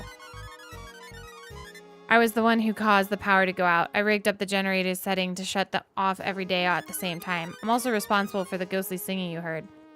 I used to sing opera before I became an innkeeper. What about the murder of Billy Kramer? No, I didn't kill him. I only wanted to scare my guests, not murder them. Was it you who dressed up as the White Lady? The one who was seen by the victim's bodyguard leaving the den earlier? Come on, Detective. You searched my entire hotel, including my office. Did you find a costume like that in my possession? Who else knew that the blackout was rigged?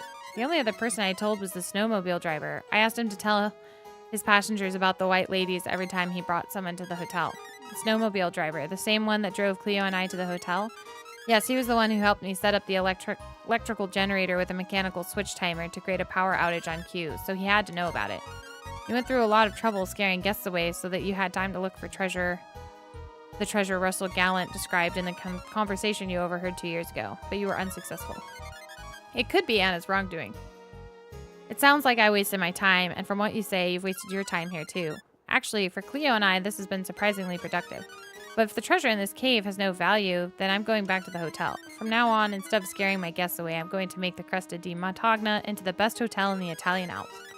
I'll start by refurbishing the basement and taking care of the gas leaks in guest room 1, 3, and 7. Oh, there's gas leaks. Then I'll become wealthy like I've wanted, and I don't need some mythical treasure or ridiculous ghost story to do it. I'll see you back at the... Isn't life funny like that? You could have just run your inn and probably been the same level of rich in 2 years. A lot of convenient information. I agree. I'll see you back at the hotel. You've still got a murder to solve, both of you. So if the blackout was planned, that means someone could have known about it and used it as a diversion. That means when the lights went out, the senior Billy Kramer could have been already dead. We need to find out where all the suspects were before the lights went out. Time to go back and ask more questions. I think she did it too. I don't know, it's kind of sus. Oh, hey, look, it's like right there. I think the last dog treat's out here somewhere. Gotta find it. Yep, here we go. We found all of them.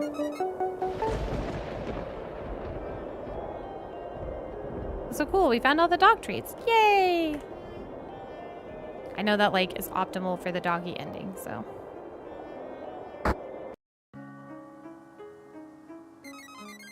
I should find out where each suspect was before the lights went out.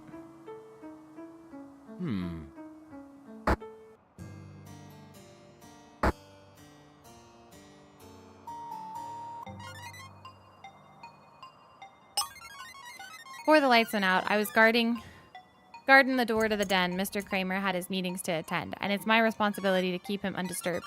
I had no idea about what happened between him and Sandra Berg. Nobody told me she had been fired. How was I supposed to know? How was I to know she'd come here to have it out with him? But you heard him say... Wait, what? Oh. Yeah, so this dude's kind of just straight lying. But anyway, I'm certain that I know what I saw, Detective, no matter how many times I've been banged up. Sometime after Mr. Kramer's argument with Sandra Berg, his daughter Lana came into the den. No, I never actually saw her enter the room, but she's the only one artsy enough to walk around the office wearing those spooky costumes. Later, I could still hear my boss talking with the lawyer, Ned Dillman, right until the lights went out. I had no idea something was amiss. It sounded like a normal meeting to me, just like any other time I kept watch outside the door to my boss's office. I think it was Ned. Not gonna lie. Ned seems sus. Did you kill him? No way. I'm a prize fighter, not a murderer. I heard his voice in the room right up until the moment the power went out, right until that spooky singing. Whoever crept past me to kill him must have been the world's top stealth assassin. Suspects revisited. Okay. Even if there were gas leaks in 1, 3, and 7, wouldn't the guests be knocked out? Well, that's why I think the one girl, like the daughter was technically knocked out, I think, from the gases. Do you have any idea who could have killed my boss? You were asking me where I was before the lights went out. I was in the lounge, trying to advise Billy's daughter not to drink too much. At least I convinced her to go lie down. If she had ran her mouth to her father in front of the Comp Inc. lawyer, it could have derailed everything. Let's see. After I walked Lana to her room, I didn't see Billy Jr., Gary Small, or the innkeeper anywhere. I assumed Billy Sr. was still in the den. I was hoping he'd have to have a change of heart and listen to Sandra Berg, maybe even rehire her. Of course I didn't kill my boss. It's horrible for the company. What's happened? Don't you see? If you haven't figured it out by now. I'm the one who impersonated Billy Kramer Sr. and sent you... Yeah, I figured. The letter in the mail. I did it to protect not just him, but the huge payroll of employees that depend on him. I only hope that it wasn't all in vain. That you and Cleo can bring his killer to justice now. She could be, like, using us, though. You know? Like, what if she's just using us as her protection? Her alibi? I'm sus. How long are you going to keep us in the dark? Before the lights went out, I was here in my room. I'm not a very social person. I prefer video games. I don't know. I didn't see anybody. No, I was in here. That's right. I was alone. I never even threatened to kill my boss. I promise. Oh, this dude just straight up lied. He admitted that he threatened to kill it to the superhero guy.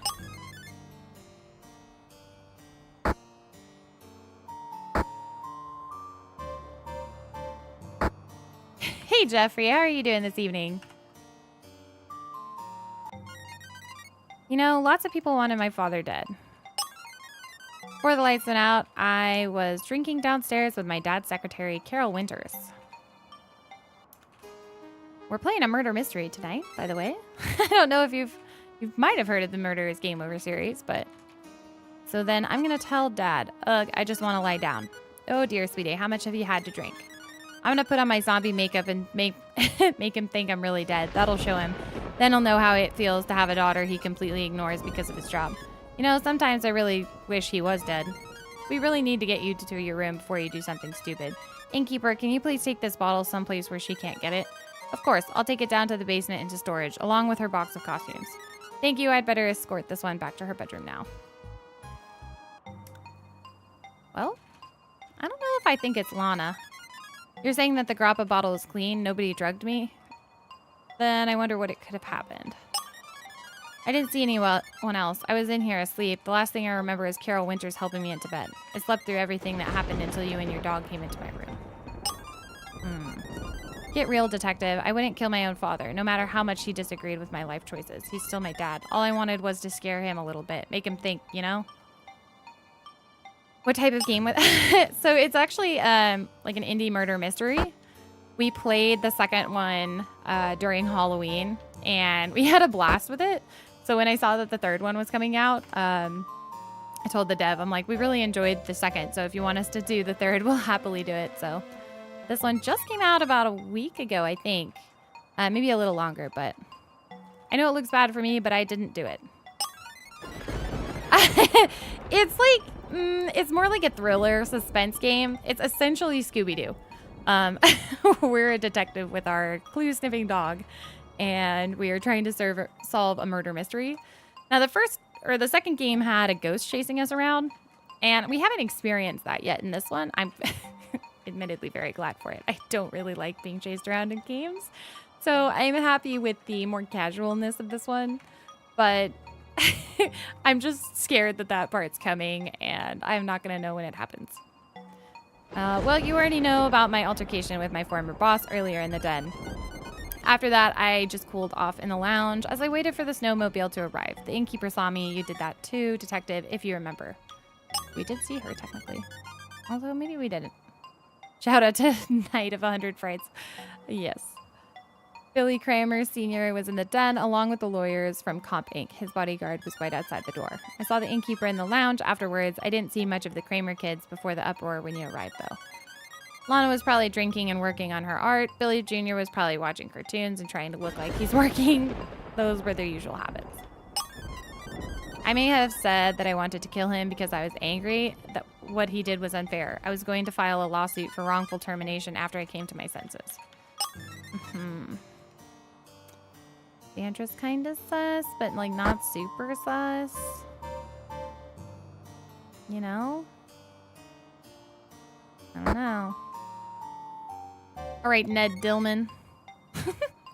Any new information, detective? You're asking for my whereabouts before the lights went out? I was in the den with Mr. Kramer working on the legal paperwork to complete the sale of Hackdivision to my employer, Comp Inc. When you and your dog first arrived at the hotel, Mr. Kramer asked me to greet you. Before that, I was in the den the whole time working with Mr. Kramer, who is still very much alive. Ned's pretty sus, too. Like, he's the one that was supposedly in the room with him right before he died. Well, I assure Mr. Kramer's bodyguard, Ty Lipson, was outside the den guarding the door. That was his job, after all. Except for the moment he let that disgruntled former employee barge through and complain to her former boss. Ms. Berg, that was it. She was the one who connected with Comp Inc. when we were looking to buy the game publisher. I assure you I wanted Comp Inc. to buy Hackdivision as much as anyone. We were going to make a fortune off the Paladin Dream games. Of course, now it seems the whole business deal is going to have to be negotiated again from scratch with Mr. Kramer's son, Billy Kramer Jr. at the helm. I bet you Ned killed him so that he can negotiate a lesser deal. That's what I'm getting. That's kind of what I feel like right now. Ned didn't want to pay the ridiculous price that this corporate dude was trying to make him pay. And he was going to take advantage of his son. What a mess that's going to be. So much redundant work to do. Yeah, I don't trust you. He was looking mighty sus. All right, 2 more people.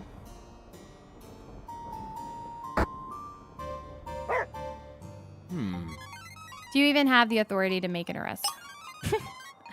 You're asking where I was before the lights went out. If you must know, I was working on an extremely important business task. It's top secret. I don't have to answer to an annoying nuisance of an amateur detective like you. Rude. Ned and Gary are best friends, friend killers. Yeah, something like that. I can't speak for anybody else. I was too busy. Stop pestering me. I didn't want to run the business. I wanted my father alive. How dare you accuse me of murdering my father? Don't you realize how bad shape the company is in now without him? Yeah, I don't think it was the son. I actually don't think it was either of the kids. Not getting those vibes, you know? This is really where I thought the ghost would be. Whoa. Uh-oh. Oh, no. Ooh, Skull and Bones. Nice. We haven't tried that one yet, but we're going to renew our Ubisoft membership and try that soon. So thanks for stopping by. Have a great evening. Definitely enjoy.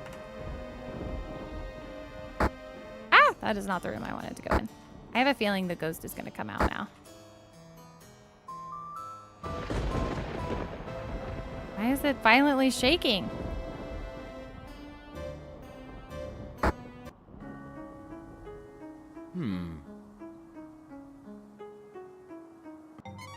Go ahead, keep doing your job.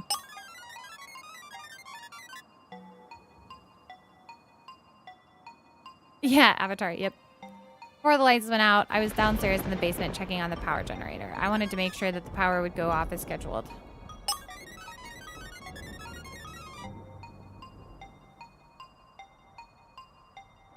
I saw the group drinking grappa in the lounge earlier. Lana Kramer had a lot to drink. I stayed out of the den, of course. I didn't want to interrupt Billy Kramer and his important meetings. Knock it off, detective. I may have had my reasons for wanting to scare people away from this hotel, but I certainly didn't need to kill anybody to do it.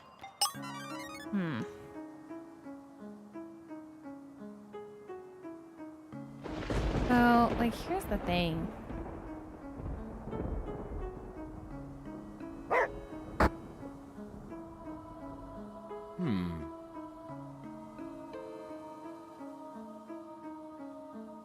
That's like the big one that I wanted to look at. I was really curious about Prince of Persia and then Skull and Bones. And then Avatar Frontiers of Pandora, but that was kind of on the 3rd out of 3. And then he wanted to check out the new Assassin's Creed game. Too many yeah. Yeah, we get it. So I'm really worried to go down to the basement. I don't know if I'm supposed to go down to the basement. Definitely seems like there might be ghosts here now. Just saying. But maybe not.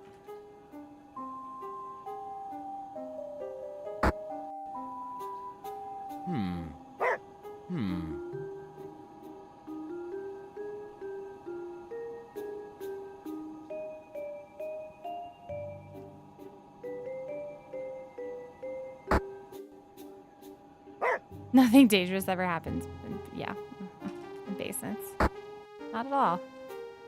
There is so much good stuff to play. It's insane to try and keep up with on the best of days for sure.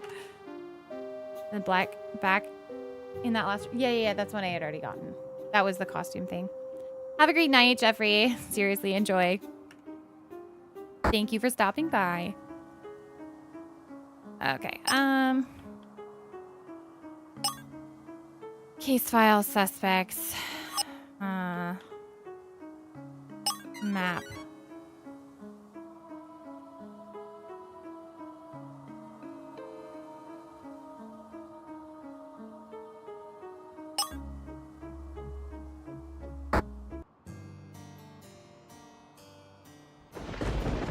Like, what is happening? The lights, they went out again. You're right, Cleo. I don't hear any ghostly singing this time either. We've got to hurry down to the generator room in the basement and get the power back on. No, I don't want to do this. I'm about to be chased. I just know it. No! I'm going to make Dougie do this.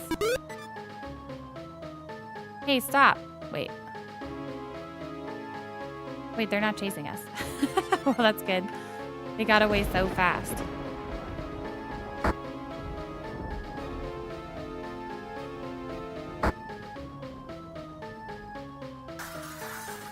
Uh-oh. That sounded like a window shattering somewhere upstairs.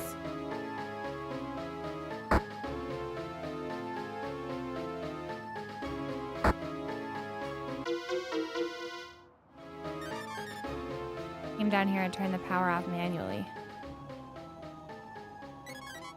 At least the lights are on again. Let's go back upstairs and investigate the sound of the glass shattering.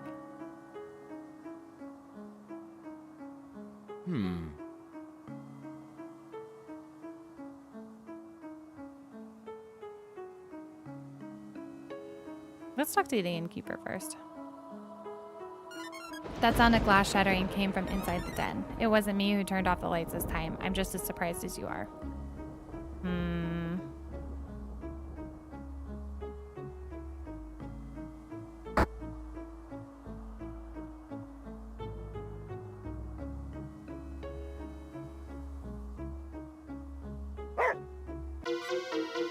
Found a clue. It's down the window again. The window has been shattered. This must have been the noise we heard from downstairs. I think that person like straight up jumped down there.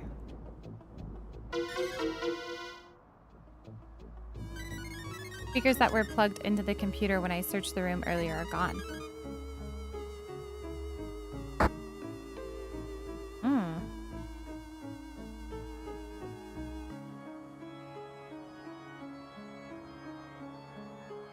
This is like a fresh... Okay. You've got to solve this case for the good of everyone. They kept shutting your account down? That's odd.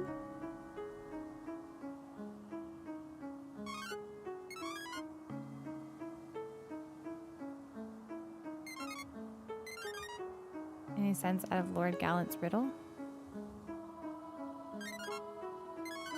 Leah hadn't been asleep.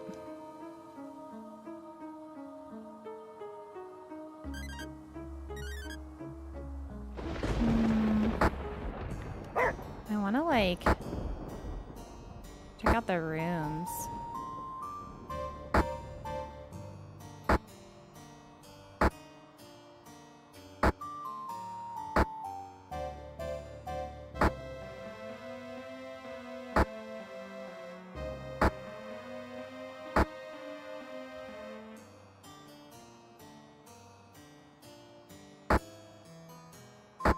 Wait.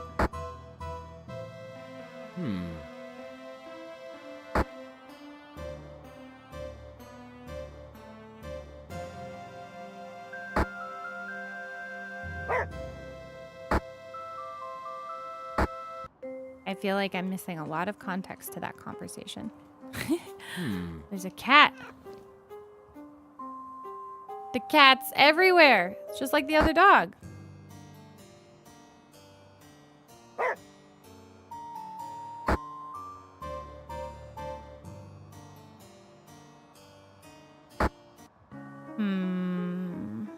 So I think maybe we need to go back outside.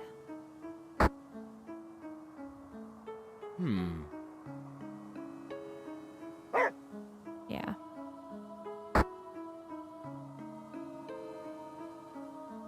There's a hint button.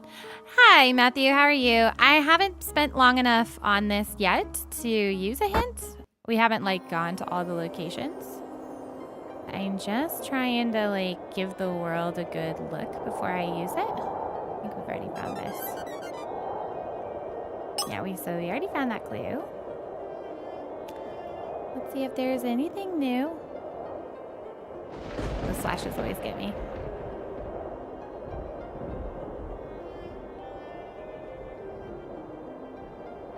Anything hiding? Oh.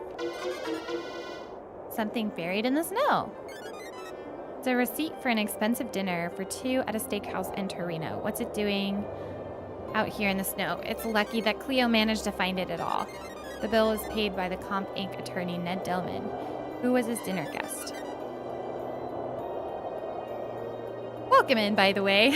Glad you could stop by and make it. We've been having a blast with it. All right, time to go ask Ned Dillman. Yeah, that's a very expensive dinner.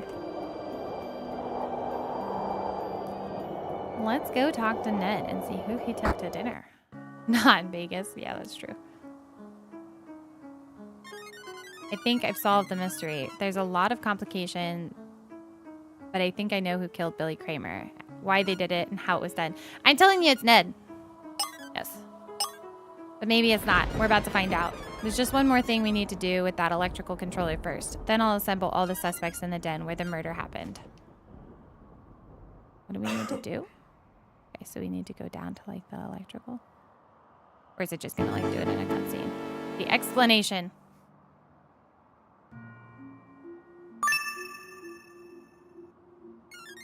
Yeah. Explain the solution to the mystery. A correct answer will earn a point, accumulating enough points to result in convincing the others of the solution. A low score, less than half correct, will not be convincing. It was Detective Man.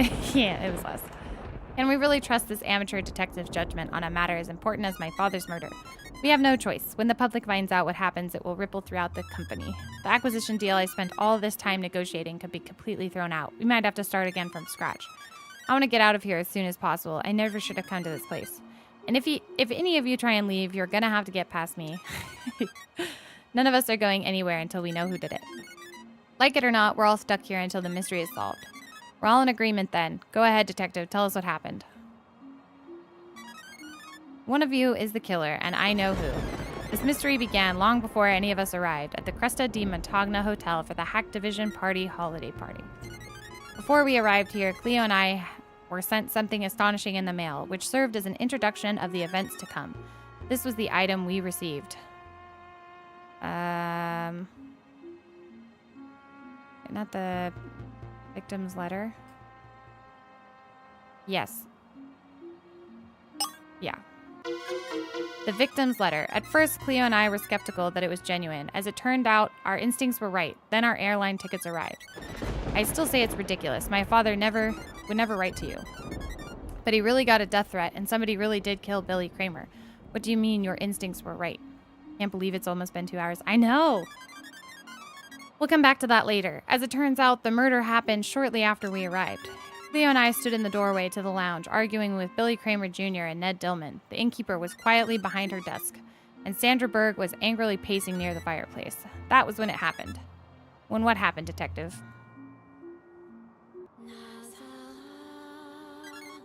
Another blackout? Oh no! Oh my god, the ghost is back. Not again. Everyone, be careful. What's going on? It does. This happened. The lights in the hotel went out. A power outage. Hey, wait. How did you know that would happen? It's like you planned it. Yes, exactly. Along with the lights out, we all heard a spooky singing voice coming from somewhere nearby, but it was impossible to determine the source. What was it? Somebody wanted us all to believe that it was because of a supernatural curse. When I first explored the hotel lobby, I found this item which provided a detailed account of a spooky alpine ghost legend. Folklore book. The folklore book. The book we found contained a sad and haunting story about the alpine ghost legend of the White Lady. The tale described the apparition as a harbinger of death, witnessed in a blizzard and accompanied by ghostly singing. Yeah, and look what happened. Yes, it's true, there was a blizzard. We heard ghostly singing, and then Billy Kramer was found stabbed to death. You're gonna tell us that Billy Kramer, the president of Hacktivision Games, was killed by a ghost? Come on. I'm merely acknowledging that all three events happened at the same time. Welcome back, Kelsey. You're just in time to find out who did it. What about causation? Obviously, the circumstances surrounding Mr. Kramer's death were very suspicious, especially after I spoke with everyone who was in the hotel at the time. I discovered each of you had a motive for wanting him dead. Are you absolutely sure that it had to be one of us? It's the only possible explanation. The front door to the lounge is the only way out of the hotel, and the den window opens on top of a steep cliff. It would have been impossible for some unknown assassin to pass through the den without being seen, and anyone attempting to escape through the den window would plunge to their death. What motive could I possibly had to kill the senior Billy Kramer? My employer was about to buy his company. You certainly had your own suspicious private agenda. How do you mean? Besides the victim, you were the one who had intimate knowledge of the acquisition of Hacktivision Games by Comp Inc. The terms of the deal were completely transparent. By next quarter, they'd be available to any Comp Inc. stockholder. Cleo and I found evidence that you had connected with somebody in the area for a secret meeting. Is that the steakhouse receipt? I think so. The steakhouse receipt. Before arriving at the hotel, you had paid for dinner at a restaurant in Torino with an unknown guest. Who was it? I can guarantee that my personal dinner guest was not someone who is here in this room now. Who says I need to disclose my personal dinner plans or list my business associates? I'm under no such obligation to the deceased or to any of you. Your omission of this rendezvous is important, regardless. It shows that your dealings with my father haven't been entirely above board and trustworthy. Lana Kramer, are you really in a position to point the finger of suspicion? Maybe you should take a look at your green face in the mirror first. Hey, what did I do? You were planning to theatrically fake your own death to get your father's attention. The White Lady's ghost legend tells of a hooded, veiled spirit haunting this region of the mountains. At least one person here claimed to see someone dressed in a white veil and hood. You are a professional costume designer. I found this item in the hotel basement, which could have provided you with a disguise. Costume box. Roasted. Interesting. The costume box. You could have stored a costume which looked like the White Lady ghost in your box of costumes. It would have been easiest for you out of everyone to disguise yourself. I did make a costume like that, but not for myself. I sold it already. It was a commission to an anonymous buyer on the internet. If I had a costume like that, then tell me, where is it now? I bet she did it for attention, or was it for Daddy's money instead? No. Do you want to have a conversation about looking for money now, Mr. Lipson? What are you talking about? Some people will do ruthless and desperate things for money. Wouldn't you agree? I'm just a professional bodyguard. Somebody who was physically close to the victim in his office saw an opportunity. After he unlocked the victim's hotel suite, Cleo and I discovered something that somebody had planned to use against Mr. Kramer for money. The blackmail photos. Roasted Lana with the face is true. The folder with photographs that was intended to be used as blackmail. You found out about something shady and illegal that your boss had done and decided to try and use it for your own personal gain. You were planning to blackmail Billy Kramer. How did you find out about that? Let's just say I know someone scary who can read your thoughts. Alright, it's true. I was gonna blackmail my boss because I found out his move to terminate Sandra Berg was illegal and expensive. But I didn't kill him. Then how would I get the money? What a sleazy and opportunistic thing to do. How do we know you didn't kill him because he found out about your blackmail scheme? Ms. Berg, you're free to make a conjecture about somebody else's motive, but I should remind you that you're the only one here who openly threatened the victim. I found this item in your hotel room which confirms your grudge against the victim, as well as your motive for murder. That wasn't the employee notebook. The death threat came from him.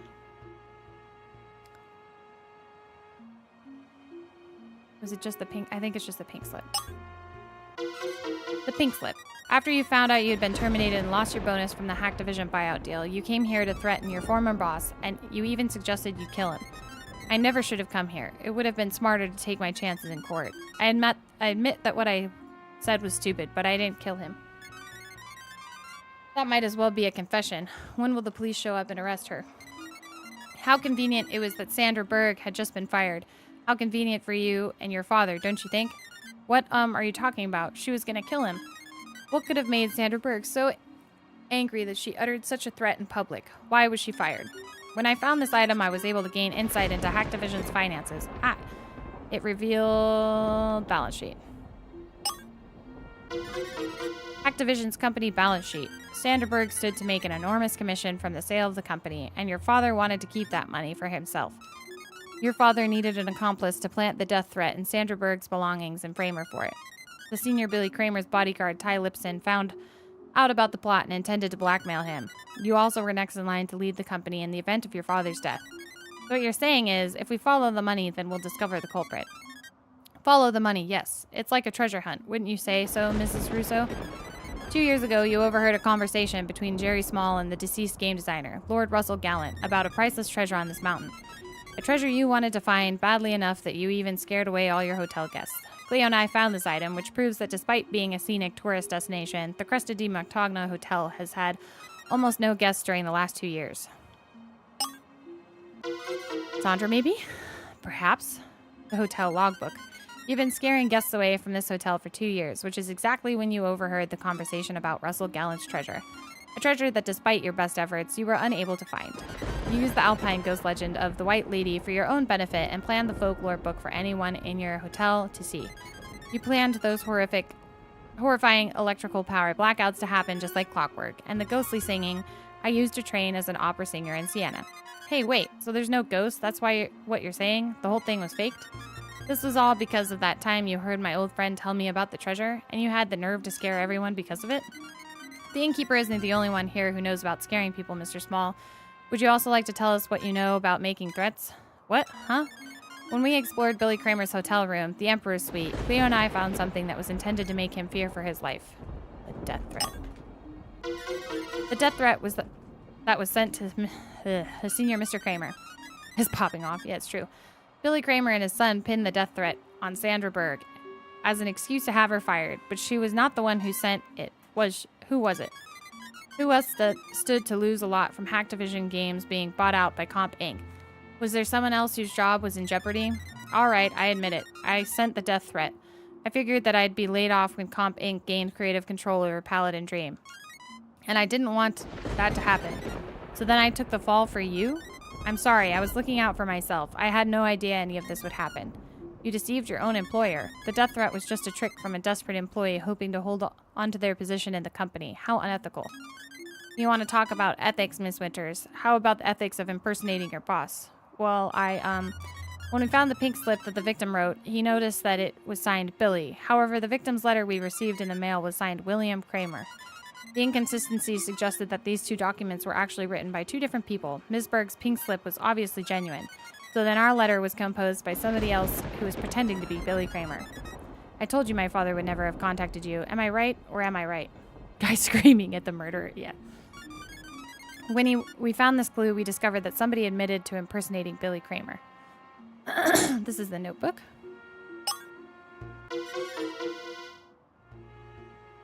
The employee's notebook.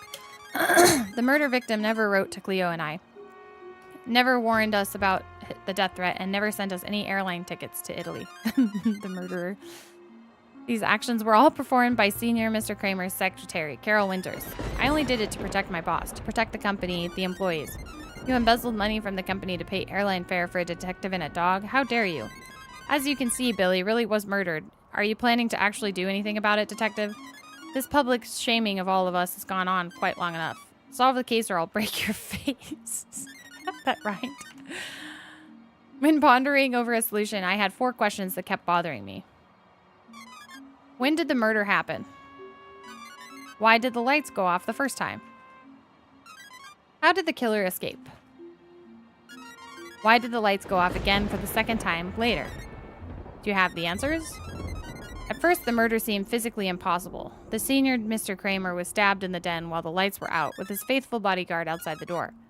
That does seem impossible. There's no way anybody could have snuck around Ty Lipson and gone in or out of the den in pitch black. Dog. Yeah. We were all led to assume that the murder happened during the first blackout, but what if the murder really happened before the lights were out? What if Billy Kramer was already dead when the lights went out? Then the murder was actually committed earlier. It seemed impossible because it was impossible. When was Billy Kramer murdered? Before the first blackout. The victim was already dead by the time the innkeeper's spooky charade happened. Why did the lights go out for the first time?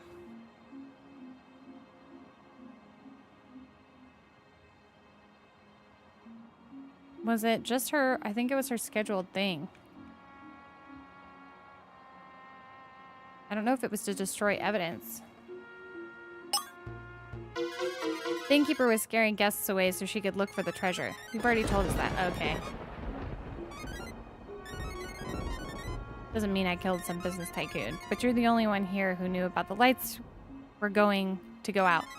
That's where you're wrong, Mr. Dillman. Oh, maybe that wasn't the wrong choice. The snowmobile driver also knew about my plan. He helped me rig up the electrical room controls for the time blackout. The snowmobile driver, but he left the hotel a long time ago. How can you accuse someone who isn't even actually here, detective? Anna Russo may not have told anybody else about her methods of scaring away the hotel guests, but the snowmobile driver ran his mouth.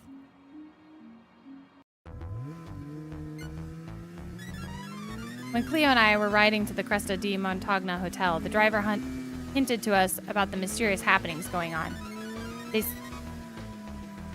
I guess you two haven't heard of the White Lady before. If you treat me to a steak dinner and a couple rounds of drinks sometimes, I'll tell you about it too. So that's who was the partner at dinner. I see. Achievement, you won. A steak dinner and a couple rounds of drinks. Personally, I've lost my appetite. Why are you bringing this up, detective?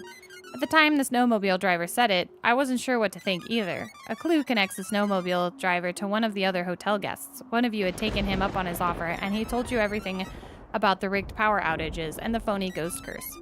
Who else met with the snowmobile driver? The same person who took him out to a fancy steak dinner in Torino, Ned Dillman.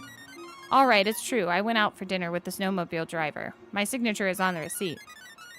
Your dinner guest may not be one of us, but he was someone who knew about what was going on at this hotel. I see. Then the snowmobile driver told you all about how he and I set up the electrical blackouts. What connection could this have to the lights going out for the second time? The killer didn't enter and exit the den during the blackout. Then that person must have been in the room already. Who went into the den?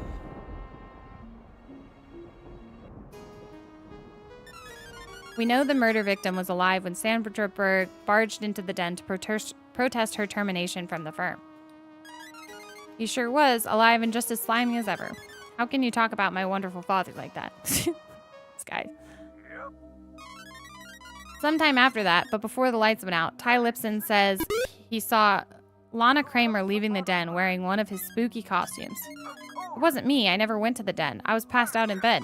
My boss was still alive when that happened. I could still hear him speaking from outside the door to the room. It's a recording from the computer. How is it possible that nobody saw the senior Billy Kramer's killer leave the den? I saw his daughter leaving the den wearing that costume. She scared the hell out of me. No, that's not possible. It's true, I helped Lana to bed. I can assure you that she was in no state to do any such thing. Leo and I found this item in the basement, which worked as a sedative for Ms. Kramer. The grappa bottle. We're almost there, guys. The bottle of grappa she drank from. Lana Kramer was so sedated that she slept through the murder and the blackout. That girl must have drank an awful lot. Why does she laugh like that? The Ty was scared of clowns. He is. The bottle was drugged. It must have been. Not so. When Cleo examined the bottle of grappa, she determined that it was clean. Then why did Lana get so sleepy? Hey, I bet you I answered it earlier.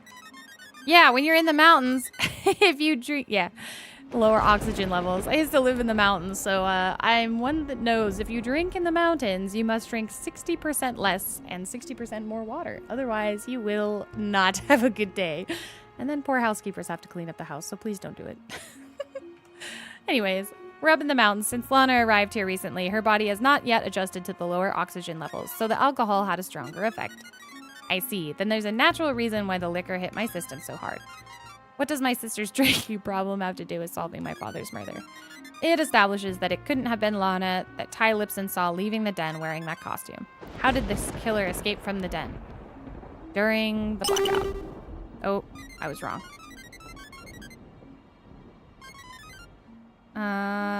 Oh, right. Okay, wearing a costume. I didn't even read the third one. I'm bad. The murderer put on the ghostly costume, which scared the victim's bodyguard, leaving in plain sight. Finally, the reason for the second blackout. Obviously, more of the innkeeper trying to frighten us into believing in her lucid ghost story. I'm not so sure. I didn't hear any more of the spooky singing this time. All I heard was the window in the den being smashed open. I agree, I didn't hear any singing the second time either. Who broke the den window, and why did they do it? Yeah, it's getting chilly in here. Are we almost done with this, detective? Did you find any new clues in here? Nothing new was added, but something that was here earlier has been removed. After the second power outage, Cleo and I discovered that this item had been thrown out the den window, the computer speakers. The computer speakers were gone. The speakers had been tossed out the broken window. Why did the killer need to get rid of the computer speakers? What were they trying to hide? Yeah, it is. Ty Lipson could hear his boss speaking outside the door to the den, but could not see him. We have only the overheard sound of his voice to verify that Billy Kramer was still alive between the interval after the white lady ghost exited the room and when the lights went out. That's because the voice he heard was a recording of his boss's voice played through the speakers. Billy Kramer was already dead. Our murderous ghost, assumed to be Lana Kramer, had already left the scene hidden in plain sight. It is very Agatha Christie.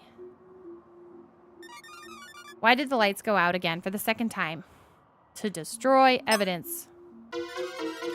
The killer shut the power off in order to get rid of the computer speakers. Who did it, detective? Who killed my father? Sounds like you know the identity of the person wearing the ghost costume, even if Ty never saw the person's face. Do you know? Everyone present had a motive. Could have been a frustrated, money-hungry bodyguard whose employer had foiled his blackmail scheme. Or was it a secretary who was brazen enough to embezzle money and impersonate her boss? How about a creative director who was so worried about losing his job that he sent the murder victim a death threat? What about a wayward attention-seeking daughter, or a disgruntled former employee who felt she was wronged by the victim? It could have been the lawyer sitting on the other side of the desk on a deal that was so important to both parties. Could it have been the victim's son who was poised to take over the company? There's also the suspicious innkeeper who was determined to scare away all the hotel guests. So it's always Hester, yeah. Tell us! The murder of Billy Kramer, the president and CEO of Hacktivision it's definitely Ned. It was Ned Dillman, the lawyer from Comp Inc.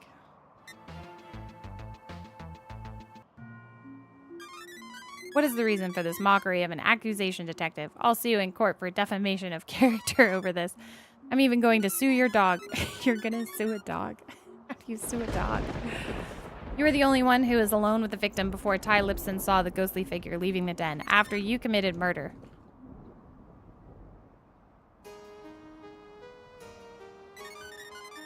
I've got to say, Mr. Dillman, this deal I've worked out with you and Comp Inc. is finally going to give me all the money I'll ever need. Gonna take all the Cleo bones, yes. Yes, well, you drive a hard bargain, true to form, Mr. Kramer. Call me Billy, please. With the fortune I'm about to amass, I'm planning to start a new publishing company. I'm going to publish video games the right way. No more microtransactions, no more digital rights management, and no more milking the players for cash. I'm going to start treating my employees with dignity and respect. No more mandatory forced overtime crunches. And most of all, I'm going to spend more time with my children, Billy Jr. and Lana. They need my help, and I'm going to be there for them as a father. Dude was like trying to clean up his act, but like screwed people in the process, so... Mark my words, Mr. Dillman, after your employer buys out my company for these generous terms, you're going to see a very different... I'm afraid that won't be happening since the deal fell through. What? What do you mean the deal fell through? We're about to sign the last contract. I also drive a hard bargain. You killed him. Then you killed him. Kramer understands that my are bad. Exactly. After stabbing Billy Kramer, you used the computer speakers to play a pre-recorded conversation with his voice. That way the time of death was obfuscated. And it seemed as though he was still alive. You then put on the White Lady Ghost costume, which served as a disguise while you left the den. The victim's bodyguard mistook you for Lana, the costume designer.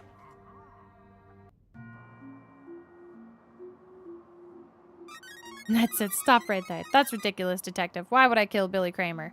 My company was about to buy Activision games from him. After his unfortunate death, the whole deal will have to be renegotiated from scratch. Why would I want that to happen? So that you can pay less. That's like super obvious. That's exactly why you killed him. To stop the deal? No, you killed him so that you could get a better deal. How? Billy Kramer Sr. was well known in the industry for being a strong-arm negotiator. He was very perceptive at observing the other side's weaknesses and exploiting them for his own gains. You got that right, Detective. He was ruthless at the bargaining table. But in the event of his death, who takes control of Activision games? I do, of course. While Billy Kramer, the father, was a shrewd and intelligent businessman, capable of devising the best deal possible for his interest, Billy Kramer II, the son, was not. Oof. And that's why he was murdered, so that in the result of his death, Comp Inc. could renegotiate the contract with Billy Jr. and get a more favorable terms. How dare you insult me, Detective? My father taught me everything he knows. He may have tried, but were you paying attention? You're right, Cleo. There has to be a way I can show everyone that Billy Kramer lacks his father's business. The police dog. Why'd I get picked on? Yeah.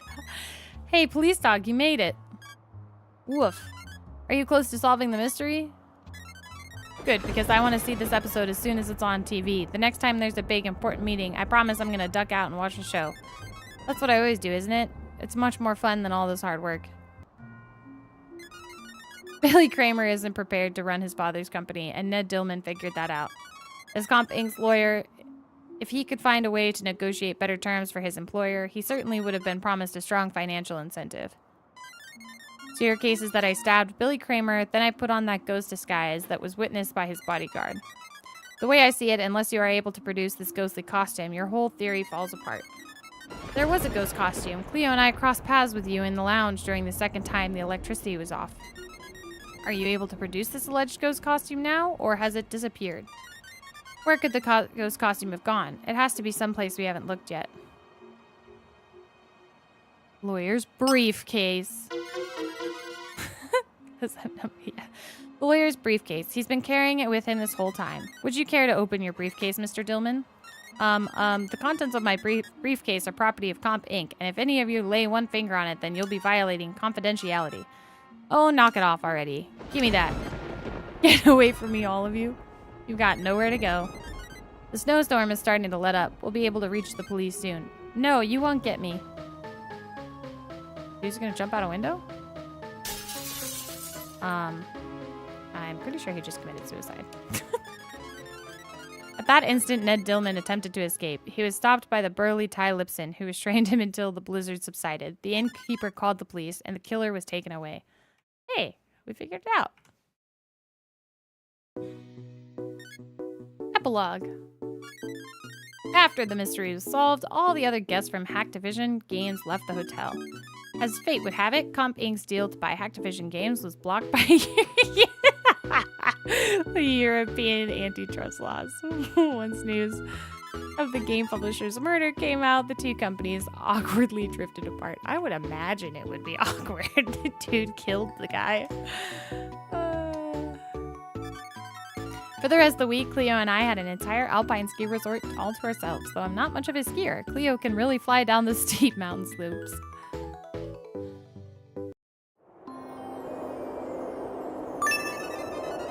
I'll meet you at the bottom of the mountain.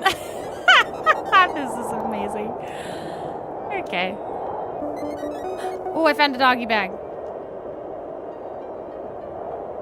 Yeah, there's like extra ones. Oh no, I missed one.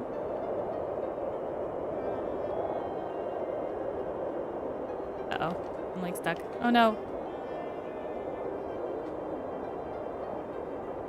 I'm just trying to get her extra doggy bags. Okay, there we go. There's probably like an achievement for getting all these. Try the ski. Oh, yes. Let's do it again. Ah, we gotta go down on that side. Ah! Oh my gosh, I missed that one. Oh, okay. Like most of them. I'm missing so many of them. No. I want to try again. Yeah, one more time. This one's like over there. Oh my gosh, I can't like... I like missing. Are the arrow keys? Oh, the arrow keys are like way better. Okay, hang on. Ah! I'm going to get it. Is the last one like over? Ah! It's like hard to get them. Okay, we're gonna try one more run. All right. Oh man. Ah!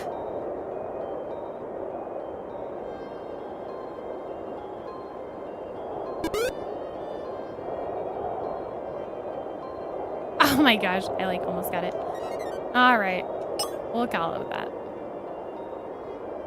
Yeah, it's true. Cleo found a total of 28 doggy bags. As a special treat to celebrate solving the mystery, Guy served Cleo her favorite non-traditional Italian delicacy. Vanilla chocolate and strawberry gelato poutine.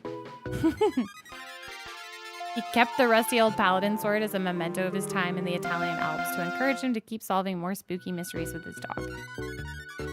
I still haven't played the paladin dream video game. Maybe another time. I love the victory music. I know, me too. And so, Detective Guy and Cleo, the clue-sniffing dog, have made it through another spooky mystery together. But what new adventures will their future hold? Until next time. Same. They're fun. Only took us 2 hours and 20 minutes. That's not bad. I'm definitely ready for bed, but it's been a lot of fun, guys. Thank you so much for joining us for the third installment of the Murder is Game Over series. Thank you, Matthew, who stopped by in the stream, who is the developer of the game, for making a very fun murder mystery game. Love Scooby-Doo. Love the fact that there was no ghost chasing in this one. The basement definitely scared me a few times, but yeah, it's good. It's good. I don't mind it. Definitely just as well woven as the first or the second one. I guess we haven't played the first one technically, but that's okay. Second and third are great installments as ever. So we're going to hop off for now and tonight, and we will be live on Tuesday. Are we playing Tuesday? I can't remember. I should know, but I don't. We will be live Tuesday though, so, and Thursday, I think, possibly. I'm not very good at remembering our schedule, if I'm being honest. But we will be live Tuesday for sure, so just check the channel. Oh yeah, we're playing Immortal Life on Tuesday. That's right. We are doing a giveaway for 5 copies. So we're hosting a stream in honor of that. So we'll see you then. And if not, and we don't see you, just know that we hope you are having a good time wherever you are. So thanks, guys. Have a wonderful night, and we will see you on Tuesday.